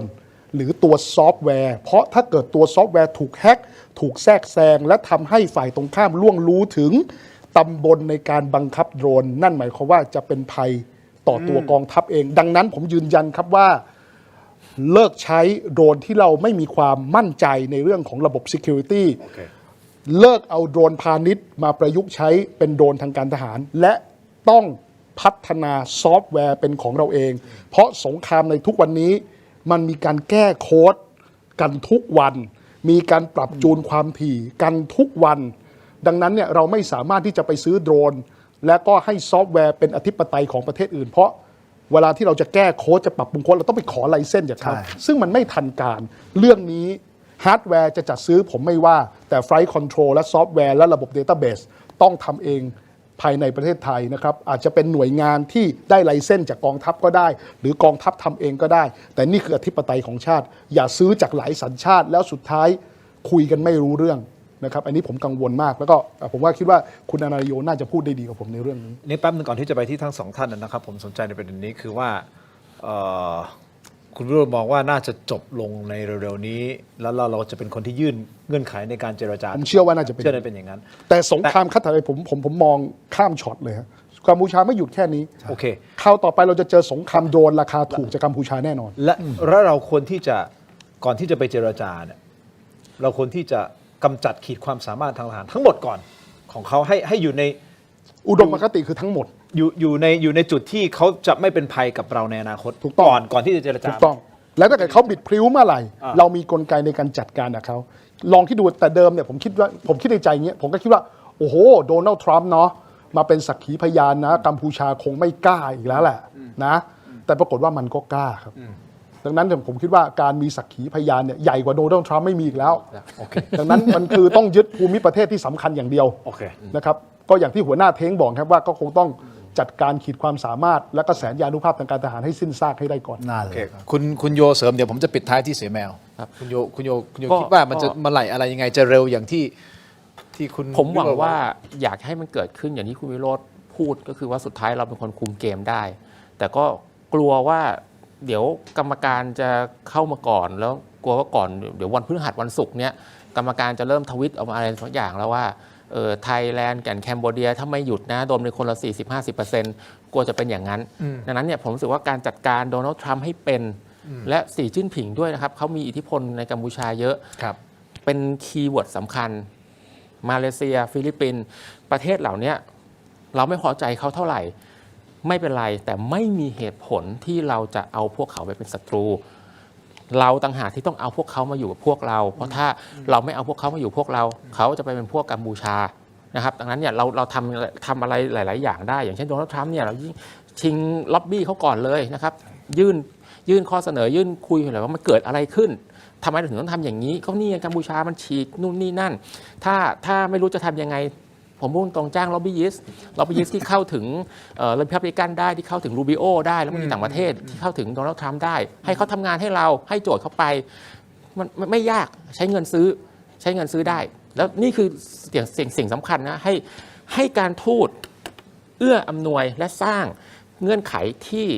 เพื่อประโยชน์ต่อการปฏิบัติการทางทหารที่เราปกป้องอธิปไตยอยู่ตอนนี้เพราะถ้าการทูตเราแพ้ชัยชนะทางทหารไม่มีประโยชน์นะอันนี้ประเด็นที่1ประเด็นที่2ผมไม่แน่ใจว่ารายการมีภาพหรือเปล่าแต่ว่าถ้ามีภาพก็เอาคลิปที่รถถังของกองทัพภาคที่1ที่เข้าบ้านหนองจานหนองยาแก้ววันนี้เอามาโชว์นิดนึงมีไหมรถถังเข้าพื้นที่บ้านหนองจานหนองยาแก้วเดี๋ยวทีมงานกำลังถ้าหาได้ก็จะบอกว่าคลิปที่ทุกท่านเห็นตอนนี้ที่เราเห็นแบบสงครามรถถังมี T-84 มี M60 เข้าพื้นที่ตุ้มตั้มรู้ไหมว่าถ่ายมาจากอะไรถ่ายมาจากโดรนที่ชื่อว่า RTAF U1 โดรนนี้ผลิตในประเทศไทยโดยบริษัทคนไทยชื่อ RV Connect ออกสงครามแล้วก็คือว่าไปถ่ายภาพไปลาดตระเวนสนับสนุนกำลังภาคพื้นดินเพราะเขามี Data Link เขามี Data Link เชื่อมมาของคือมันเป็นโดรนกองทัพอากาศนะแต่มี Data Link เชื่อมกับกำลังทางบกได้เขาฟีดข้อมูลได้ Data Link กำลังทางบกเกิดขึ้นมาเมื่อไหร่ไม่กี่สัปดาห์นี้เองทำไมถึงไม่กี่สัปดาห์นี้เพราะว่ากองทัพบกมาร้องขอกองทัพอากาศเลยมาบอกบริษัทนี้ทำไมบริษัทนี้ถึงทำได้เพราะเขียนซอฟต์แวร์เองควบคุมทุกอย่างด้วยตัวเองดังนั้นเขาสามารถจัดการทุกอย่างเองได้ก็ไม่ต้องไปซื้อของต่างประเทศไม่ต้องไปซื้อเรามีบริษัทโดรนไทยผมว่าโดรนห้ามซื้อด้วยซ้ำไปใช่อันนี้แหละห้ามซื้อด้วยซ้ำไปอันนี้ใช่ไหมภาพนี้ถ่ายจาก RTAF U1 ของบริษัท RV Connect โดรนไทยทำทั้งลำกองทัพอากาศซื้อไป17ลำนะฮะแล้วก็แก้ไขปรับปรุงรอบนี้เชื่อมต่อกับกองทัพบกได้แล้วดังนั้นเขาปฏิบัติการร่วมกันเห็นไหมโดนกองทัพอากาศปฏิบัติการร่วมกับกองทัพบกลุยคาสิโนเก่าซึ่งเป็นคลังเก็บอาวุธซึ่งเป็นทางบัญชาการดังนั้นซอฟต์แวร์เราต้องมีอธิปไตยทางซอฟต์แวร์เราต้องมีอธิปไตยเหนือโดรนเพราะว่าอะไรเราแก้เกมกันรายสัปดาห์เราจะแก้ได้ยังไงเราต้องทำซอฟต์แวร์ได้เองอันนี้แหละที่คุณโยออกมาพูดอย่างนี้ไม่ได้เป็นการแบบเอาเปิดเผยไตอะไรให้ชัดไม่ครับอันนี้เป็นการพูดให้ศักยภาพถูกต้องเป็นการบอกว่าเรามีบริษัทที่มีขีดความสามารถเรามีอุตสาหกรรมที่มีความสามารถแต่สมมติถ้าเกิดว่าซอฟต์แวร์เราบอกว่าซอฟต์แวร์เป็นของประเทศนี้กัมพูชามันจะไปรีบติดต่อประเททศนู้นเพื่อขอซื้อมาบ้างหรือขอให้ลีกข้อมูลมาให้เขาแต่ครั้นี้บอกเป็นซอฟต์แวร์ของไทยสบายใจจริงหรือเปล่าไม่ใช่อยู่ดีๆแบบมาติดต่อซื้อของเราไปฝั่งนู้นแต่ก็ต้องเป็นควบคุมและกำกับโดยกองทัพนี่โอเคใช่ครับขอบคุณสำหรับข้อมูลนะอันนี้ดีมากเลยนะครับสุดท้ายมุมของทหารอาวุโสที่สุดบนโต๊ะนี่นะเสแมวครับมองว่าเรื่องนี้มันจะจบเร็วช้าอย่างไรและที่มองคาดการณ์ไปเนี่ยมันจะต้องจบอย่างไรแบบอุดมคติและที่มันเป็นไปได้มันจะจบยังไงอุดมคติแน่นอนก็คือกัมพูชาไม่ใช่ภัยคุกคามของประเทศไทยซึ่งเป็นความยากลำบากเพราะว่าปัจจัยจริงๆเนี่ยมันเห็นชัดอ่ะคือต้องไม่ใช่ตระกูลหุนเป็นผู้นำอันเนี้ยเท่ากับจบเบ็ดเสร็จเด็ดขาดแต่สิ่งที่เราจะต้องกระทำเพราะว่าการที่จะได้ว่ากัมพูชาไม่ใช่ภัยคุกคามต้องตระหนักเสมอครับอำนาจกำลังลบทุกมิติต้องเหนือชั้นกำหนดสังคมเศรษฐกิจการเมืองการทหารการต่างประเทศต้องเหนือกำหนดซึ่งปัจจุบันเนี้ยทางการทหารเราก็เหนือกว่าอยู่แล้วการต่างประเทศก็ใช้ได้อยู่แล้วเพียงแต่ว่าเราจะเบ็ดเสร็จเด็ดขาดคงยังไม่ได้เพราะว่าผู้นำมันยังเป็นเขาอยู่ดำรงความมุ่งหมายอยู่แต่ขอให้ยืนยันว่าตอนนี้การรักษาความมั่นคงของชาติยังต้องยืนอยู่ที่ปัจจัย2ประการปัจจัยภายในก็คือการสร้างภูมิคุ้มกันตนเองพึ่งพาตนเองยืนบนขาตนเองอันนี้ล่ะถึงบอกอาวุธยุทโธปกรณ์ที่ว่าเฮ้ยยังไงต้องยืนอยู่ที่ตัวเราและปัจจัยภายนอกก็ต้องปฏิเสธไม่ได้นั่นคือเรื่องทางการทูตการที่จะต้องพึ่งพาพึ่งพิงนั่นแหละยอมรับมหาอำนาจอาเซียนและอื่นๆต้องเดินไป2ขาด้วยกันแต่ปัจจัยหลักนะยังต้องยืนอยู่ที่การพึ่งพาตนเองและสำคัญที่สุดจบว่าต้องสามัคคีกันถ้าคนไทยสามัคคีกันยืนพึ่งพาตนเอง ด้วยตัวเราเองปั๊บเราไม่ต้องกังวลปัญหากัมพูชาเนี่ยคลี่คลายได้ ถามว่าระยะจะยาวไหมไม่ยาวหรอกเพราะว่าก็ยังเชื่อว่ากัมพูชาก็ลากยาวไม่ได้เหมือนกัน แต่ว่ามันหยุดอยู่ได้แน่นอนบนโต๊ะเจรจาเราเป็นผู้กำหนดเงื่อนไข แล้วก็จากอำนาจกำลังรบที่เหนือกว่าเนี่ยจะกดไว้ได้ แต่ความเป็นเสร็จเด็ดขาดยืนยันว่ามันต้องเปลี่ยนผู้นำเขาแต่ก็ยังเชื่อนะไอ้ผู้นำตระกูลหุนเนี่ยก็ยังเชื่อว่าก็อยู่ลำบากแล้วเพราะมหาอำนาจไม่ว่าสหรัฐและจีนเนี่ยคงจะนำไปสู่การเปลี่ยนแปลงเช่นเดียวกัน ถ้าผมขอต่อจากทั้ง 3 ท่านแล้วสรุปเนี่ยที่ 3 ท่านพูดนั่นหมายความว่าหนึ่งในปัจจัยสำคัญก็คือว่ากัมพูชาเองเขาต้องรู้สึกว่าเขาหมดหนทางเขายืดเยื้อต่อไม่ได้ ใช่ ไม่ว่าจะเป็นกำลังทรัพย์กำลังคนกำลังอาวุธอะไรก็แล้ว แต่เขาไปต่อไม่ได้แล้วเขาก็จะต้องมีความรู้สึกว่าพร้อมที่จะเจรจา มันต้องถึงจุดนั้นก่อนใช่หรือไม่ ซึ่งมันไปสอดคล้องกับท่านเสียศักดิ์พวงเกตแก้วท่านพูดท่านให้สัมภาษณ์นะครับว่าตกลงเรื่องของการเจรจาจะมีขึ้นหรือไม่อย่างไร เพราะผู้สื่อข่าวก็ไปถามบอกว่าทาง UN เนี่ยสหประชาชาติก็บอกให้ทั้งสองประเทศเฮ้ยเจรจากันหน่อยท่านเสียศักดิ์ก็บอกปัญหาคือจะเจรจาเรื่องอะไรถ้ากัมพูชาไม่พร้อมที่จะเจรจาท่านเสียศักดิ์พูดแบบนี้นะซึ่งอันนี้ก็ผมก็เห็นด้วยกับท่านนะคือถ้าเขาไม่พร้อมมาเจรจาต่อให้เราอยากเจรจาเขาไม่เจรจาแต่ถ้าฟังทั้ง3ท่านพูดคือความหมายคือถ้าเรายึดพื้นตรงนี้ไปสักพักหนึ่งเขาเริ่มไม่ไหว ใช่ เริ่มไม่ไหวเดี๋ยวเขาจะเป็นคนพร้อมที่จะเจรจานั่นเอง เพราะว่า ใช่ เหตุปัจจัยทั้งภายในและภายนอกพี่บอกไงเหมือนไอ้เรื่องสแกมเมอร์เนี่ย อ่า ตอนนั้นเขาถึงบอกเลยว่าเฮ้ยปิดแล้วปิดด่านไปเลย100 ปี500 ปีเนี่ยเขาท้าได้ไงตอนนั้นคือถ้าเป็นศักดิ์ของเราเนี่ยจะจัดการเรื่องสแกมเมอร์เราจัดการเขาไม่ได้ แต่พอตอนเนี้ยมาเจอพี่ใหญ่สหรัฐเข้าเสียงจะเริ่มเบา โอเค แล้วเชื่อเถอะพี่ใหญ่จีนมา แล้วเดี๋ยวตอนเนี้ยเขาถึงต้องเสียงเบาไงพอเสียงเบามันก็อนุมานประเมินไปได้ว่ายังไงเขาก็ต้องยอมจบ ครับ เพราะเมื่อก่อนเนี่ยถ้าเขาเดียวๆกับเราเนี่ยเฮ้ยเขายังท้าทายเราได้ เพราะว่าเขามีสีเทาเยอะจริง ๆ แต่พอมาเจอสหรัฐมาน่ะเฮ้ยเดี๋ยวได้รู้สึกตรงเนี้ยเขาจะเริ่มเสียงเบา ครับ เราก็พี่ถึงบอกฉะนั้นเราก็ต้องเดิน2 ขา ครับ ปัจจัยภายนอกก็คือต้องเอากับพี่ใหญ่ ปัจจัยภายในแน่นอนครับไอ้เรื่องโดรนเนี่ยขอให้ตามน้องทั้งสองว่าเลยเฮ้ยอย่าไปซื้อที่อื่นนะ ทำ ถ้าเรา ทำองได้แล้ว มีอำนาจวาสนาทางการเมืองพรรคสีขาวเข้ามาดูแลเนี่ยยังไงอันเนี้ยต้องเป็นนโยบายและมาตรการเลย ครับ เฮ้ยยืนอยู่บนขาตนเองแล้วตรงเนี้ยมันจะสร้างอุตสาหกรรมป้องกันประเทศของเรา เป็นห่วงโซ่นะเบ็ดเสร็จไปด้วยทำให้เศรษฐกิจมันก็กระตุกหัวขึ้นได้ใช่ครับ นี่นะครับคุณผู้ชมก็ฟังที่ 3 ท่านพูด แล้วเราคงต้องติดตามสถานการณ์อย่างใกล้ชิดแต่ที่แน่ๆก็ต้องขอแสดงความเสียใจนะครับกับผู้สูญเสียกับครอบครัวผู้สูญเสียทั้งทหารแล้วก็ก่อนหน้านี้แน่นอนมีประชาชนคนไทยที่เสียชีวิตจากเหตุการณ์ความไม่สงบกับการรุกรานของกัมพูชาที่เข้ามารุกรานเราก่อนนะครับละเมิดข้อตกลงหยุดยิง เพราะฉะนั้นสิ่งที่เราจะต้องตะโกนออกไปให้กับชาวโลกได้รับรู้ก็คือกัมพูชาละเมิดหยุดยิง Cambodia breaks ceasefire 柬埔寨违反停火ต้องพูดออกไปเยอะๆพูดออกไปบ่อยๆให้ชาวบ้านชาวโลกได้รับรู้นะครับเอาละ ผม เรา ขอ มา อ ดู นุญาต บท สั้นๆครึ่ง นะครับ นาทีได้ไหมคือ ครับเชิญครับ ผมอยากจะเสนอวิธีการทำลายศักยภาพของกองทัพกัมพูชาให้สิ้นสภาพนะฮะก็คือว่าเราต้องทิ้งระเบิดไปที่บ้านฮุนเซนคราวนี้วิธีการทิ้งระเบิดไปที่บ้านฮุนเซนเนี่ยผมมีบอกว่าเอา F16 20 ลำไปทิ้งระเบิดก็ได้ระเบิดตุ้มๆมันก็สวยงามดี ก็แหลกลานไม่มีปัญหา แต่ผมรู้สึกว่ามันมีอาวุธที่มีอานุภาพทำลายล้างสูง คือ มากกว่าที่เราจะทิ้งระเบิดใส่บ้านฮุนเซนได้ คือปราบสแกมเมอร์ เพราะถ้าเราปราบสแกมเมอร์ปุ๊บฮุนเซนหมดตัวไม่มีเงินมาซื้ออาวุธ ให้กองทัพกัมพูชาไม่มีเงินมาจ่ายเงินเดือนให้ BHQ กัมพูชาหมดศักยภาพการรบ ต่อให้บ้านสีบ้านสีชมพูมันยังตั้งอย่างสวยงาม แต่ไม่มียาม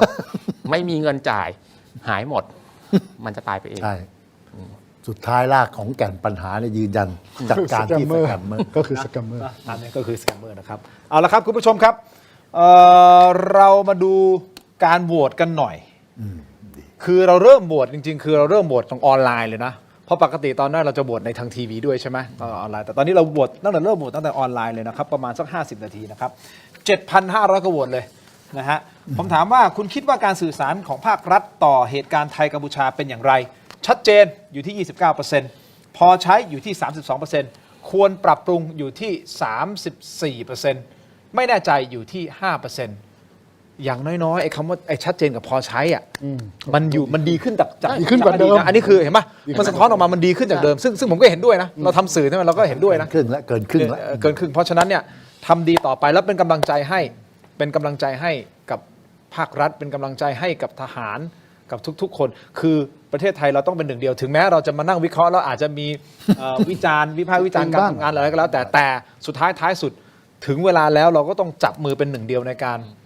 นะฮะปกป้องอธิปไตยของไทยรวมใจเป็นหนึ่งเดียวขอบคุณแขกรับเชิญของเราทั้ง3ท่านที่มาร่วมรายการในวันนี้นะครับขอบคุณมากครับเสนแมว ข ค อ รั บบ คุณครับขอบคุณ ครับ คุณอนุทินครับพี่แมวแล้วก็คุณโยด้วยครับ ขอบคุณคุณผู้ชมที่ติดตามรายการทุกการโหวตทุกการคอมเมนต์เข้ามานะครับขอให้ทุกท่านมีความสุขครับลากันไปก่อนครับสวัสดีครับ